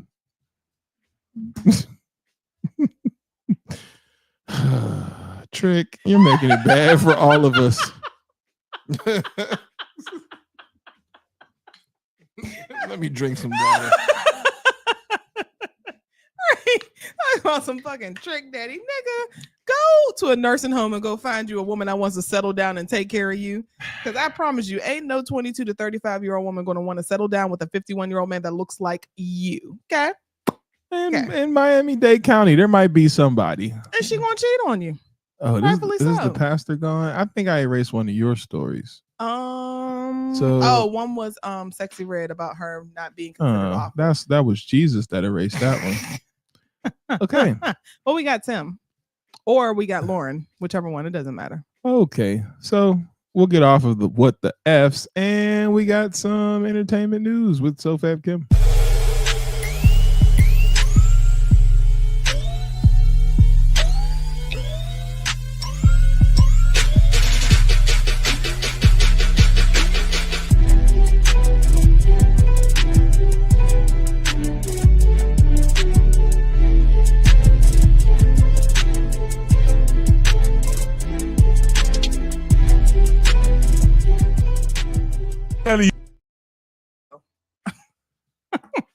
All right. So we might as well go ahead and go right into it. Sexy Red recently stopped at a Big Boy show, and she is addressing the comment being this made. is what Trick Daddy's talking about. She is addressing, and then guess how old she is. How old is she? I think 25. Gross. Yeah. She is addressing the comments being made about her being one of the worst rappers. So let's go ahead and take a look. I'm telling you, dude, you like one of the people. Your personality though is contagious. You know what I'm saying?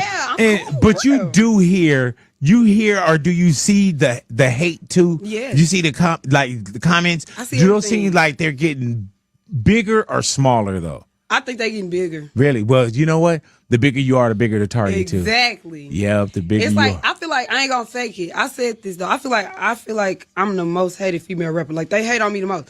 I get a lot of love, but I know when they be hating on me. They be hating on me. It be like little inside shit. I be like they hating on me. But they trying to put me down. Like I be feeling like is y'all sending like people to comment under her, like y'all trying to put like you know what I'm saying? Right. I feel like it's some hidden agendas, and I know like motherfuckers. Do you feel like that's straight from like spectators, or do you feel like that's somebody in the business? Be labels. It Oh, could gotcha. be I just be feeling like motherfuckers trying to bring me, like they don't like seeing me win. Yeah. And I be seeing people say that in the comments. They be like, "Why y'all hate her so much? What does she do to y'all? She just be chilling."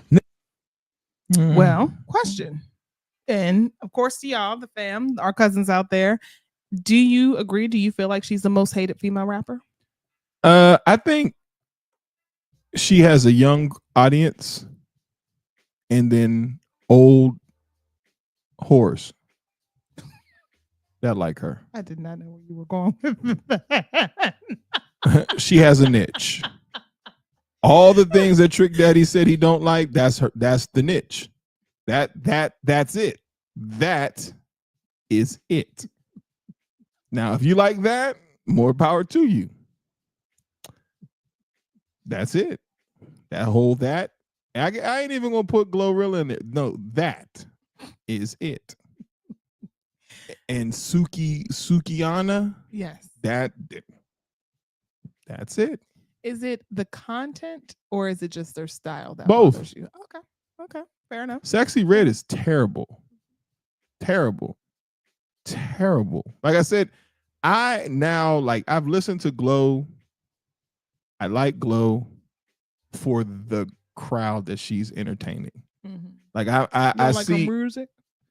Here's how I'll say it. I see her as not quite Little Kim for this generation, but close. Like talent wise, like she has the it. Mm-hmm.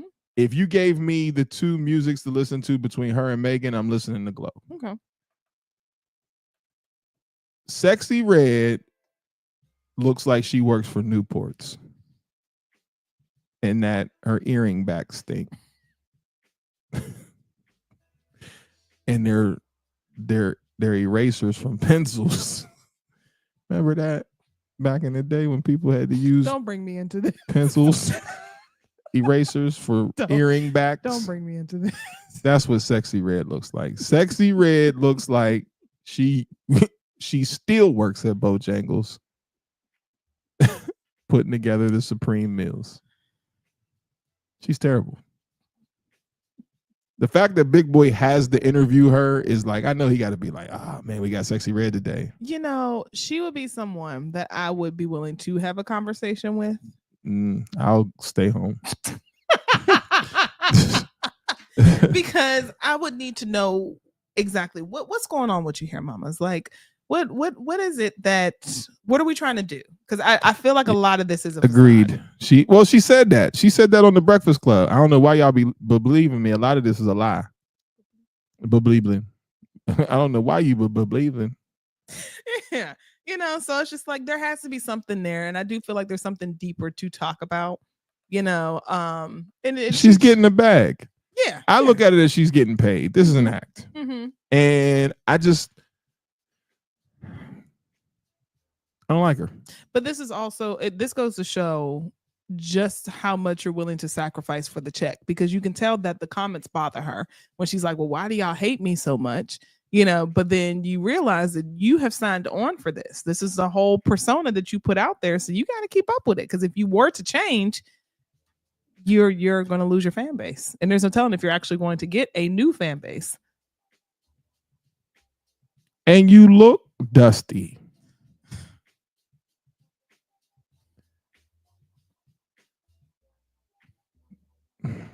I mean, let's just sit in it for a minute then, because you do. You know what I mean? And what makes Glow look like Glow? Glow changed the way she used to look. And she got a hellified makeup artist to do her face, because when she showed them videos when she stripped down, it's like, ooh, oh, shit. But, oh, goddamn. But when Glow go put on her little wig and get her makeup done and all that, she a pretty little girl. You know what I'm saying? She pretty. I don't think anything will help Sexy. Sexy Red is exactly what you see at the corner stores that got bulletproof glass that they got to slide your shit to you underneath like a bank.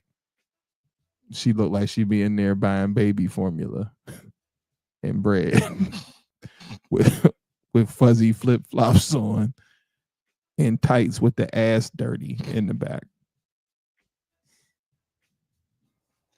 Am I lying? Am I lying, y'all? I don't care what y'all feel. So specific. Because she specifically looks like that. Like, that's what she looks like. You can see Southeast Raleigh is full of Sexy Reds.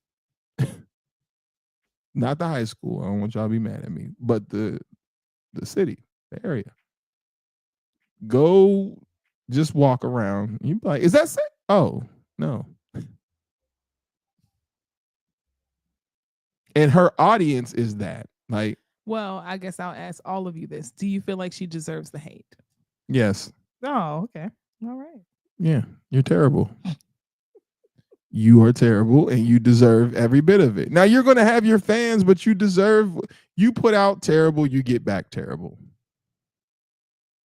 That's just it. You know what I'm saying? Like, and then she doesn't stop the terrible. Okay, you started there. Okay, so now let's see what your talent is. She ain't got nothing.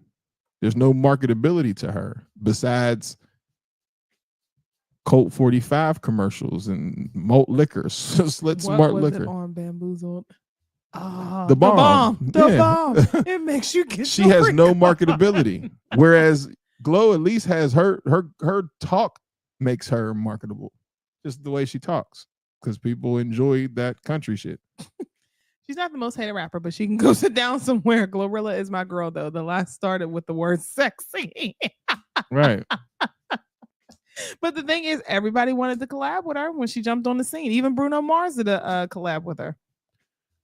Well, see, here's the thing. Ratchet people pay a lot of money to do shit. A lot. I don't know where they get it from, but they do.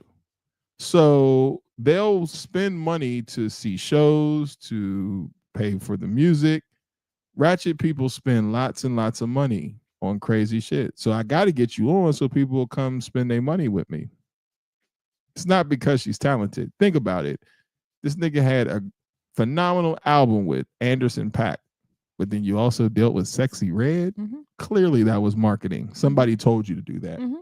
You know what I'm saying? That would be like John Legend having a song with Foxy Brown. You're like, nigga, what? He's done some suspect shit, though. Not that bad, though. You know what I'm saying? Like, come on, that's terrible. You know what I'm saying? Like, what are we doing?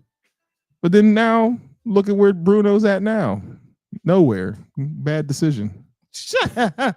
Well, I mean, he has his thing. He has his thing. But that is not true. That don't say he was forced to do it with her because he owes the casino. They have come out and said that is not true. Even the casino has said that is not true, that he is in debt to them. Why he's doing these things, I don't know. It looks a little suspicious, but you know. Well, see, it's not that everybody doesn't like her. It's just everybody knows her. We all know or seen a Sexy Red. So then you don't get respected because your flow is trash, and you look like the chick that we just seen passing down on Raleigh Boulevard, right on Martin Luther King. So that's why you get dissed, because it's like, huh? And who keeps feeding this woman money? Like, what? What are we talking about? How come she's not cut off yet? That's why they keep calling her an industry plant. Because it. And there's our next piece. So now you got somebody like her who stays in the camera, but then you got others who don't get no camera time, or at least not as much camera time, and are at least better artists. That's why I say it's industry plant. Of course, let's keep promoting her. Let's keep promoting her. The one thing I think people should pay attention to a lot more is the fact that there was a time where Cardi B broke when she said, "I can't do this anymore." Mm-hmm. That lets you know that there's something else driving the monster, right? Because now it's going against who you are as a person. I feel like these women who get into these roles like this, they know that that's a character that they're playing, but some can ride it out longer than others. But it's a character. It's not really who you, and you have to keep that. Could you imagine being a hoe for 48 cities? You on tour, and night after night, you got to be a whore. That's terrible. Think of that.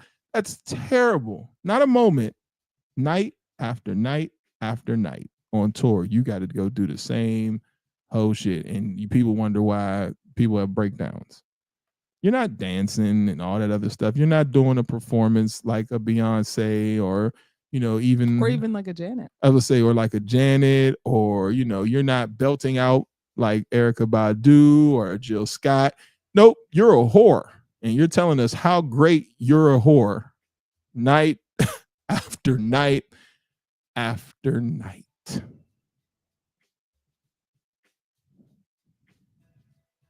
And then get mad if somebody says that to you, like, well, you're a whore. You respect me. Really? Night after night after night, city after city after city, you announce your whoredom and show it on stage consistently. That, not even being funny, I know psychologically that has to mess with a person, because eventually you would want to stop. I could see if it was like one show, eventually you would want to stop. But when they put these people on tours, you figure what they're doing at least 50 cities, right? Yeah. And that spans over months. I know it got to wear on them. I know it has to, because it's not really art. You're just getting that check.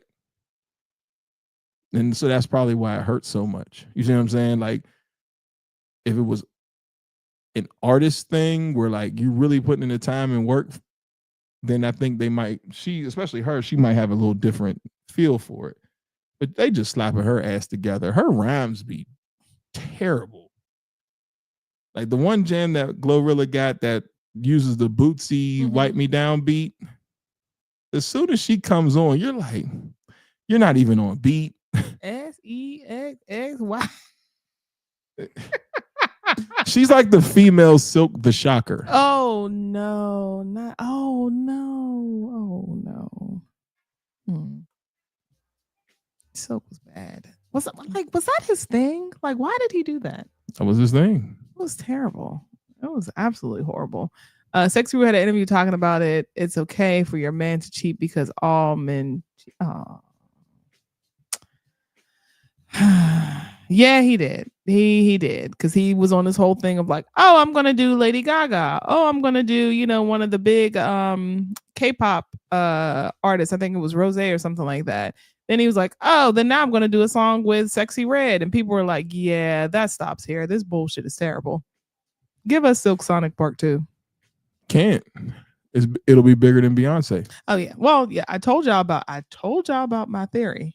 Told y'all. No, your theory's right. And now the Carters buy people off. Like, the one thing I think recently, and it's not a part of entertainment news, but I think it should be said, when Kanye put out that list of people that he felt wronged him, and I looked at that list, Kanye is speaking from a place of hurt, but don't know how to talk about it, because those people did wrong him.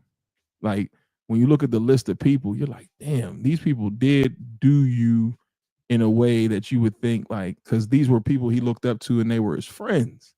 But then now it's like, because there's certain names that aren't on there. Like Mos Def's not on there. Dave Chappelle's not on there. Talib Kweli's not on there. Consequences not on there. So there are people who he has worked with who have not done him wrong, and he didn't name them. It's the people that I think he had a close relationship with prior to being who he was that didn't turn out to be the people that they claim to be, and then now he don't know how to respond. Because I've also listened to like some J. Cole that triggered me about him being signed to Rockefeller, then all of a sudden he's not, and him feeling some type of way towards Jay-Z and Puff. And I'm like, see, Kanye lost his mom and went crazy too. So you add that stuff in and not getting no help and having a bunch of the wrong people around you, this is how it comes out. I feel like the Carters do a lot of dirt behind the scenes. I don't think that they are as clean as the image is. I think they are no different than what we would see like if we did a movie, like behind the scenes, like the what was Jamie Foxx's name in the one Dreamgirls? Yeah, Curtis? I think Jay-Z's a Curtis. And remember how he stole Effie's song and all that? I think Jay-Z's like that because Jay Electronica is a better rapper than him. He signed Jay Electronica to Def Jam. When Jay Electronica's album hit, he made sure he was on it. I didn't want to hear you. I wanted to hear Jay. And we have not heard from Jay Electronica since. Nas's albums come out sporadically. Everybody knows that lyrically, Nas is better than Jay-Z. Lyrically. All the other stuff is Jay-Z, but lyrically, Nas is better. Nas's work, it comes out so sporadic. I don't think he's going to do anything that's going to jeopardize their throne. But I do think he makes sure that they have a throne. Well, I think Kanye has gone too far, so he's probably going to feel Jay-Z's wrath pretty soon. I think they all feel sorry for him. Like, nah, I don't. I think they not when I say feel sorry for him, like woe is me. I think it's like you're spiraling so bad, we can just sit down and watch you spiral. Because what can we do to you that you're not doing to yourself? Literally. You know, like there's nothing we can do to you that you're not doing to yourself. And that's the sad part. I would love to see what Diddy told Kanye from jail is the truth. Go back to just being you. Go back to just making the music that caused everybody to smile and laugh and have a good time. Go back to being Kanye. But that's not gonna happen. And then it's like, nigga, you behind bars. Don't try to be the prophet now of like, let me give you some wholesome advice. Because nigga, you about to go down. You and Kanye can kiss the blackest part of my ass. You've heard it here first. Diddy's coming home. I'm gonna tell you why when he comes home, and it has something to do with our administration. Diddy will not serve jail time. I promise you. This is a time for a dude like Diddy. He got enough money to influence the right people under this administration to find a way to get up out of there. And it's sad. Like I was like that when Zimmerman, like when the trial first started, and when I was like, he's gonna walk. He was like, what you mean? He's guilty. And it was just that gut feeling where you're like, he's gonna walk. And when he walked, I was just like, I knew it. Where other people was like, Lordy, woe is me. What is we gonna do? Diddy's ass gonna walk. There's gonna be some weird Trump-like statute of limitation type shit that pops up. He's gonna walk. Because you know why? Everybody's so quiet now. Like it's just silent. He's gonna walk. And it's gonna be unfortunate. Somebody gonna get paid. And I think that's what they're trying to work out now, to figure out how to word it to get him out of this. He'll go through the trial and all that stuff or whatever. But he won't. He won't be like R. Kelly. You know, crazy nigga told me the same thing. He was like, yeah, he's not going to serve any jail time. I don't see it. I don't see it. Too many people knew he was doing it. This ain't R. Kelly. See, R. Kelly went too far. But too many people who are in prominent positions were with Diddy. I don't see it happening. I just, in my gut feeling, I think this is the waiting period to hopefully things die down. No different than how people were talking about Trey Songz just appearing and shit, like showing back up on the scene and not getting in no I trouble. don't understand anything about that. I feel it's gonna be the same way. You wrote a book, didn't you? Now hold on, where we at? What about artists like Nicki Minaj? I don't like Nicki Minaj either, if I can be honest. But she talked about She's a bully. Jay-Z. She, in a very cryptic way, but she talked about him as well. To be honest, because he is spiraling, I honestly think people are taking advantage of that because I don't believe he typed all those posts. Why not make someone look more crazy so people can turn against him? Possibility. Do you think Kim Kardashian played a role in his downfall? Absolutely. Look at the Kardashians are poison. There is nothing besides their kids that they have produced that has been positive. He went over there. They are poison. You went over there. And so even Kanye's girl doesn't like her mother. What is the girl? North? Yeah. Oh. North tells Kim off on a consistent basis. They turned one man into a woman. There's nothing good over there, and they just keep running over there. I don't understand. I was gonna say, and they go over there every single time. You went over there, Kanye. When I tell you, at one point I did feel sorry for Kanye, but I don't feel sorry for him anymore. I just don't.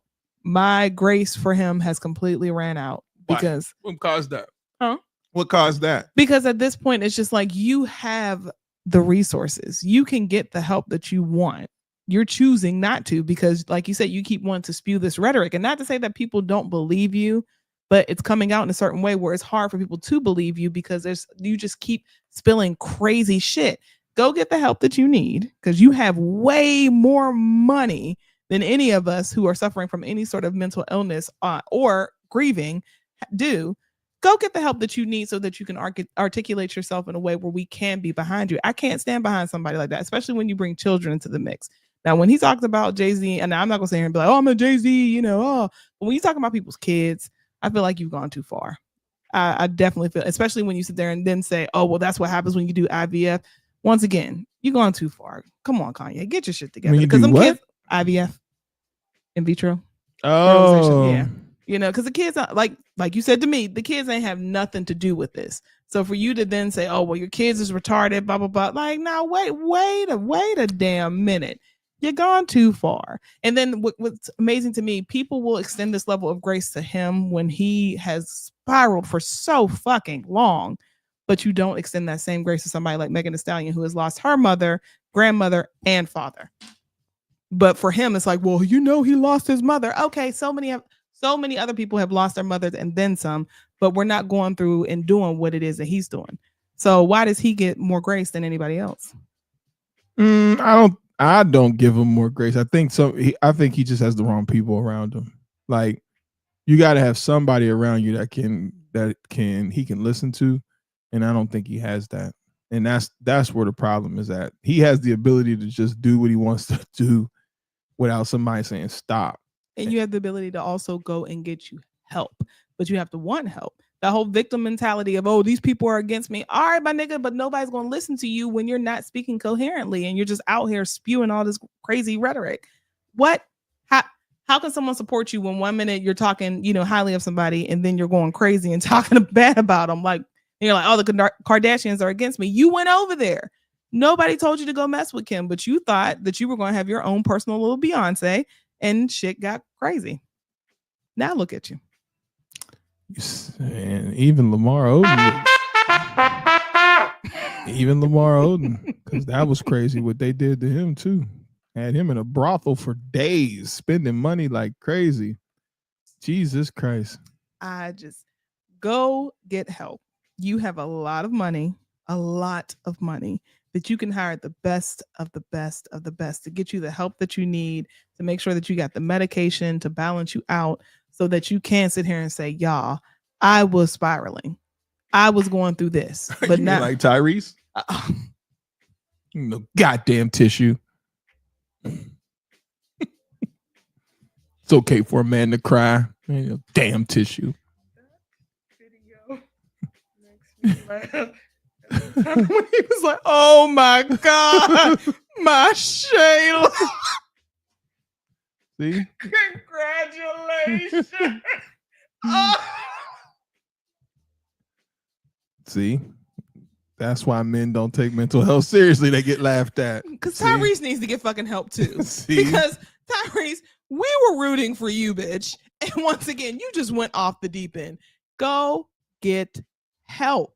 Go get help. Go do it. Go and you have so many resources. There are people out here, everyday people who are battling with their mental health, with their sanity, and they just cannot get it together because they don't have the resources. You are in a place where you can get whatever it is that you fucking want at the drop of a fucking dime, and you're still making excuses. And you think me, the everyday person who's living fucking paycheck to paycheck, who's trying to keep whatever little bit of sanity that I possibly can, is supposed to feel sorry for you? I don't. Because you know why? You have monies.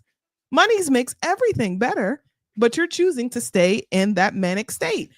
I'm sorry. I don't feel sorry for you. I just don't. I'm not saying I necessarily feel sorry. I just say I understand. I don't feel sorry for you, but I understand where he's coming from. Who, Tyrese? No. Oh. Kanye. I get it. He wasn't built for this from the beginning. He wasn't built for it. And that's kind of how, like, when you listen to the Dame Dash interviews, when he talks about Kanye, he's like, he wasn't built for this level of entertainment. Like, he was always off. You know what I'm saying? And so you can see that in the documentary. This just like turned him into something different because he wasn't built for it. And I don't think a lot of people are once they get to that status level. We've watched a lot of people go nuts. Martin went nuts, and a lot of people went crazy. And I also believe, like Dave Chappelle said, it is not okay to call people crazy when they're having those moments because you don't really understand what they are going through. So I am going to say crazy, but I do believe he is having a breakdown. But at some point, you got to make a recovery, because if not, you're just going to keep going down. Like, where do you go? But I agree. Leave Tyrese alone. She laughs at that man every time, then be like, but men should get mental health. Now look at you laughing at him. Because Tyrese is what the tissue do. See how y'all act? He is ridiculous. I don't need no goddamn tissue. And like you said, then that's when we have to talk about being an actor, because Tyrese is an actor. So how much do we know if this is actually you being performative? Nah, because DJ Envy and him had some serious I didn't know beef. that was like legit. So I don't think it was acting, because even when they got on the show, DJ Envy was like, I want an apology. Yeah. Like, you went too far. So I think Tyrese was really going through what he was going through. And I think those breakdowns being recorded was for real. But I don't think we should be laughing at him. That was crazy. You mean to tell me that video was It was really funny. But also, people would have laughed at me if I'd have put myself when I was in that space, eating Denty Moore, talking about at Christmas by myself. Like, that's what I'm saying. You also have the discernment to say, I'm not doing that shit. Just like people who record themselves in the hospital. Why are we doing that? Why? I had cricket, so I couldn't do it. Didn't have the cell phone service to do video. What more do you want from me? Oh. See, that's why it ain't funny, because I feel him, because I had the same moment. Every man in this situation had the same moment. And now I'm like, goddamn tissue, I let my tears run. More people need to see men crying. Goddamn tissue. I'd be like, okay, this interview is over. I don't have time for this time. That was terrible. To laugh at that man, it's terrible. That was his Denty Moore moment. Go get fucking help. Denty Moore moment. Because the moment that you is put a that segment. stuff out there, then you're victim to whatever type of response that you're going to get. So some people may laugh and some people feel sorry for you, but good. So let's get in before we leave. Let's talk about Lauren, because I feel like that whole thing with Just Hilarious was a setup now that she got her own show. Tell me more. Well, we got to talk about it. Oh, well, go ahead and pop it up. Well, Follow the latest with Lauren LaRosa and start listening on the free iHeartRadio app today. Talk to me. So, as you all know, the fourth member of the Breakfast Club, Lauren LaRosa, she now will have her own podcast that is going to be on the iHeart streaming podcast and underneath Charlemagne's podcast platform or media platform as well, and everywhere where you can stream podcasts. It's going to air next Monday, but she's just going to be talking about current events and celebrity news and things like that. So the announcement was made today. But it's kind of one of the things where, like you said, what was the whole purpose of the whole drama that was displayed on the show between her and Jess and, all of this stuff. And I did want to get your opinion because you follow the Breakfast Club more than I do. Mhm. I'm just now kind of getting caught up about this whole thing because I did know that Lauren was there to fill in for Jess. But then once Jess came back, Lauren did not go anywhere.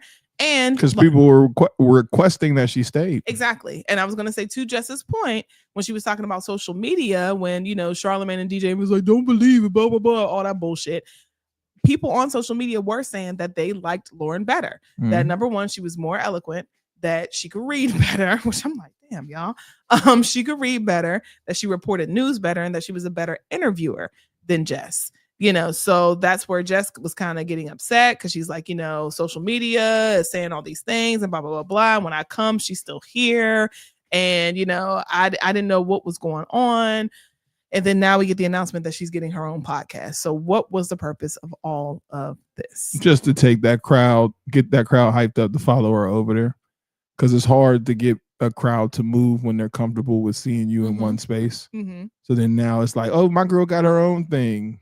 There's enough smart minds to know how to flip whatever the problem, if there was one. There's enough smart minds in that room to know how to manipulate that system to get people to move over there so that she can take her fan base with her, because that's what people are going to do. Well, I'll listen to her over here and be like, but it's like, thanks. That's what we want you to do anyway. Yeah. And that's how I took it, because I'm like, first of all, when you have internal issues, they never should make it on air. So that level of unprofessionalism to me was questionable, especially for something as huge as iHeart. So I know that there was some sort of hidden agenda there. I just didn't know what it was. But the whole thing of them arguing, going back and forth, talking about conversations that were had and, PDs that were included, and Jess feeling a certain type of way. And then Charlamagne was making jokes and Envy's talking about, oh, well, you don't need to pay attention. The gaslighting that was happening. I'm like, what? Something's going on here, but this should not have been a part of their normal day to day. So why are y'all bringing us into this business? And then lo and behold, we have this. Yeah. Just to take her audience over there. What can cause her that immediate spark for people to go and watch and so she's not over there with an empty audience and it's all marketing, man. Now that I sit back, I'm like, oh, I was all marketing in the first place. Now, I mean, Jess may feel some type of way because the people were saying that stuff in the comments, and it's true, and I feel the same way. Like, Jess with the mess, you only got that because of your following, because you are terrible. And I get that people have Baltimore accents, just like people have Pittsburgh accents, just like people have West Coast accents and Southern accents, but there's a certain level of professionalism that you got to show, and she talks like a dude from Baltimore. Monique's from Baltimore too, and it's still, you can hear it every now and again, but it's not like every other thing. And there's not a Jess with the Mess fan at all. At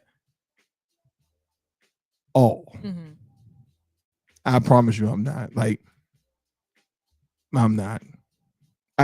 I'm not Corey Holcomb, because Corey Holcomb can't stand her. He calls her less hilarious. He calls her less hilarious. Does instead he of like anyone? certain people that he know he can't bully. But I don't think she's funny. There's nothing about her that's funny. I didn't think she was funny on Wild 'N Out. Like, her social media following is the best right now, and that's what's getting her over. Same thing with the girl Keita Rose from tonight's conversation. It's the social media following.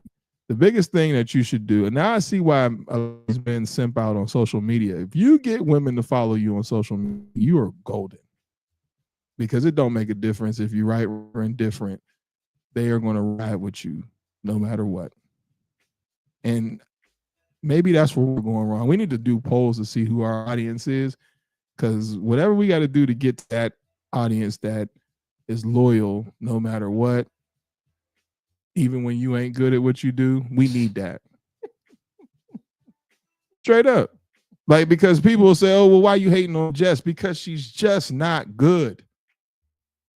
Somebody in the world spoke. Soon as Lauren got there, it was like, whoa, now that's a show.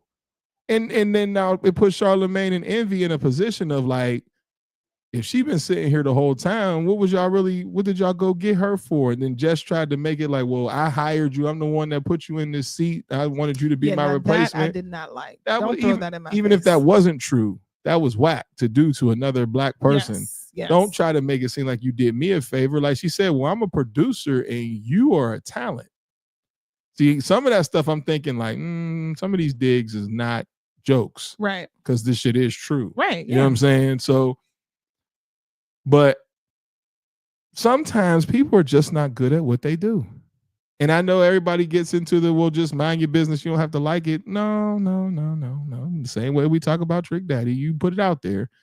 You put it out there. So, Jess, you're not good at what you do. In comparison to others, she's not. She's not. And it's just, she has that almost sexy reddish type fan base. I don't know too many women professional that would look at Jess and be like, yeah, I like her. She's just another one of those ones that's just, you're just Jess.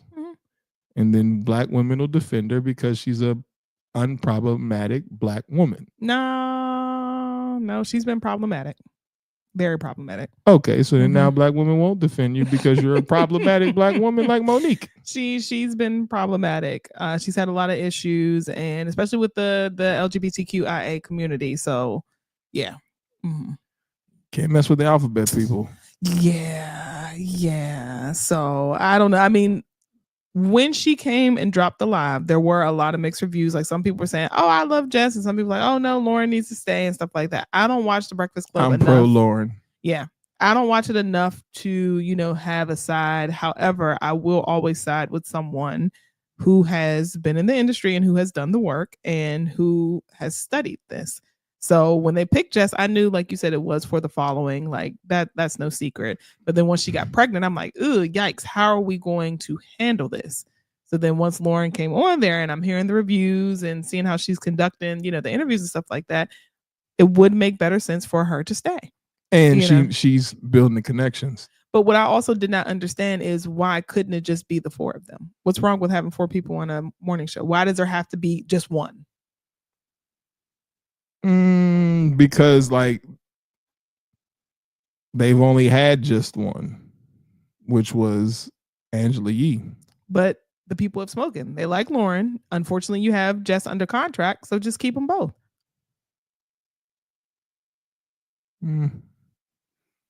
That would be the women having to make sure that they're good with that.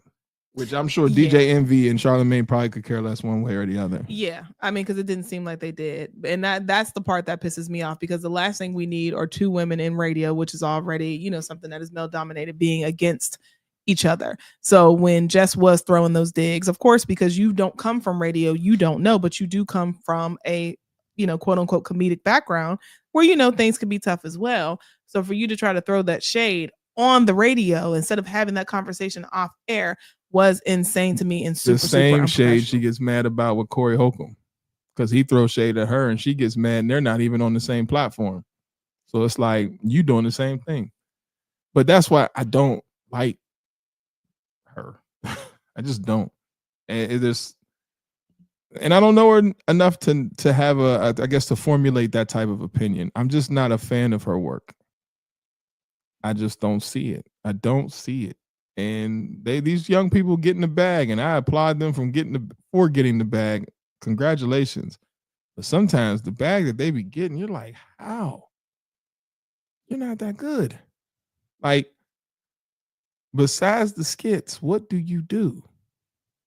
We're not going to see you graduate to a movie unless it's on Tubi. Who gonna put her in a movie? She might get a Tyler Perry sitcom, maybe, and that's only if she plays nice. Because if she make it like she friends with Monique, you can forget it. And she always advocates for Monique because they from Baltimore. So, what else do you do? And the comedy thing, here's the thing that I'm learning. All right. And it's the one comedian, Ryan Davis. If you're not familiar with Ryan Davis, he is like a spawn of Dave Chappelle. He has a very cynical, thoughtful style of humor where you got to kind of think because he's throwing shots, but it's not direct. It makes you think. Well, he made a special and he paid for it out of his own pocket and tried to market it to Netflix, and Netflix didn't take it. But then when he put his own stuff out on his own platform, the people spoke and it actually hit better than the people who have their specials on Netflix. I can't knock these young people for doing what they're doing because they're showing that major corporations, as long as social media exists, y'all can kiss our ass. I get it. But some of these people are just not good. She would be one of them. I could not see me paying for her at good nights and being entertained. Fair enough. I don't know what, and because I don't think her skits are funny. Like the dude Desi, I think I would go see him because he's a cut up, but I would not go see Country Wayne because I don't think Country Wayne is funny. Just like that big gorilla nigga that dances on my page who just keeps, whoever is paying for his ads to just keep showing up on people's stuff is genius because we comment just to be angry at them. Yes. She said, do they have to do what's best for their ratings and their audience? Yes. Absolutely. Without a doubt. And if they know that their ratings aren't doing well, so they can possibly try to pit two women against each other and start it on social media and then it blends over onto the show, the ratings are going to go through the roof. I would have loved to see the numbers. I'm pretty sure everybody was tuned in to see what was going to happen. Never watched a full thing or listened to a full show of The Breakfast Club until that happened. And honestly, if the ratings are better with Lauren, that's where the contract comes in and you're in a bit of trouble because if you had just signed a contract and she's there for, I don't know, 3-5 months, you got to honor that shit, but then you know that your ratings may suffer if you take Lauren off. So like you said, it's one of those things where we keep Lauren, but then we try to see how can we make it work where all parties can somewhat get along, but then also know that with them throwing jabs at each other is also good for radio. People will tune in to see what they're going to argue about. We don't have that much of a space to do that, which is why we should try to nip that in the bud. We really don't. Well, you see, Felicia Rashad got them together. Yes. Yeah. In a very, I was gonna say she's so like, how can I say this without offending people? She's our auntie because we grew up watching her as a mom. You see what I'm saying? Like, so you listen to her the same exact way. Like, that's a mom. And that imagery, even when she was younger, somehow has to come back. Because what we have now is ass. And we don't have any true black TV fathers. What we have now is ass. We got Trick Daddy out here leading the charge. See what I'm saying? Like, yes, Miss Gallagher, where you been, girl? Because I always think about Long John Silver's. It's just, I just don't know, man. Like, when hearing Felicia Rashad talk was just like refreshing because it's like you get tired of the shit. Like, and you could tell like Jess didn't even fit in the room when she was there. You don't fit this because you promote the bullshit that they're talking against. You promote it. Lauren doesn't. Her social media is not like that. She's professional. That's what we want. That's the imagery that we want. You're just a character. And now, like, you're a mom now and things like that. So it's like, what are you projecting out here in these streets? But Whatever will sell. I don't think people take that in consideration because the bag is out there. It's all about the money. Yeah, whatever will sell. You know? So if I can get a check off of whatever this is, I'm going to keep it up. But like I told, the students when I went and spoke to them at Central, you need to be able to go to sleep at night and rest knowing that you're okay with your actions and what you've done and what you put out there. Agreed. And that's how we're going to close the show because I think I'm okay with what we put out there today. Some days I'm questionable, but today was all right. But it is what it is. So y'all have a good night. It's TDS Radio. We'll be back tomorrow. Voice, our culture. Peace. Bye. It wasn't.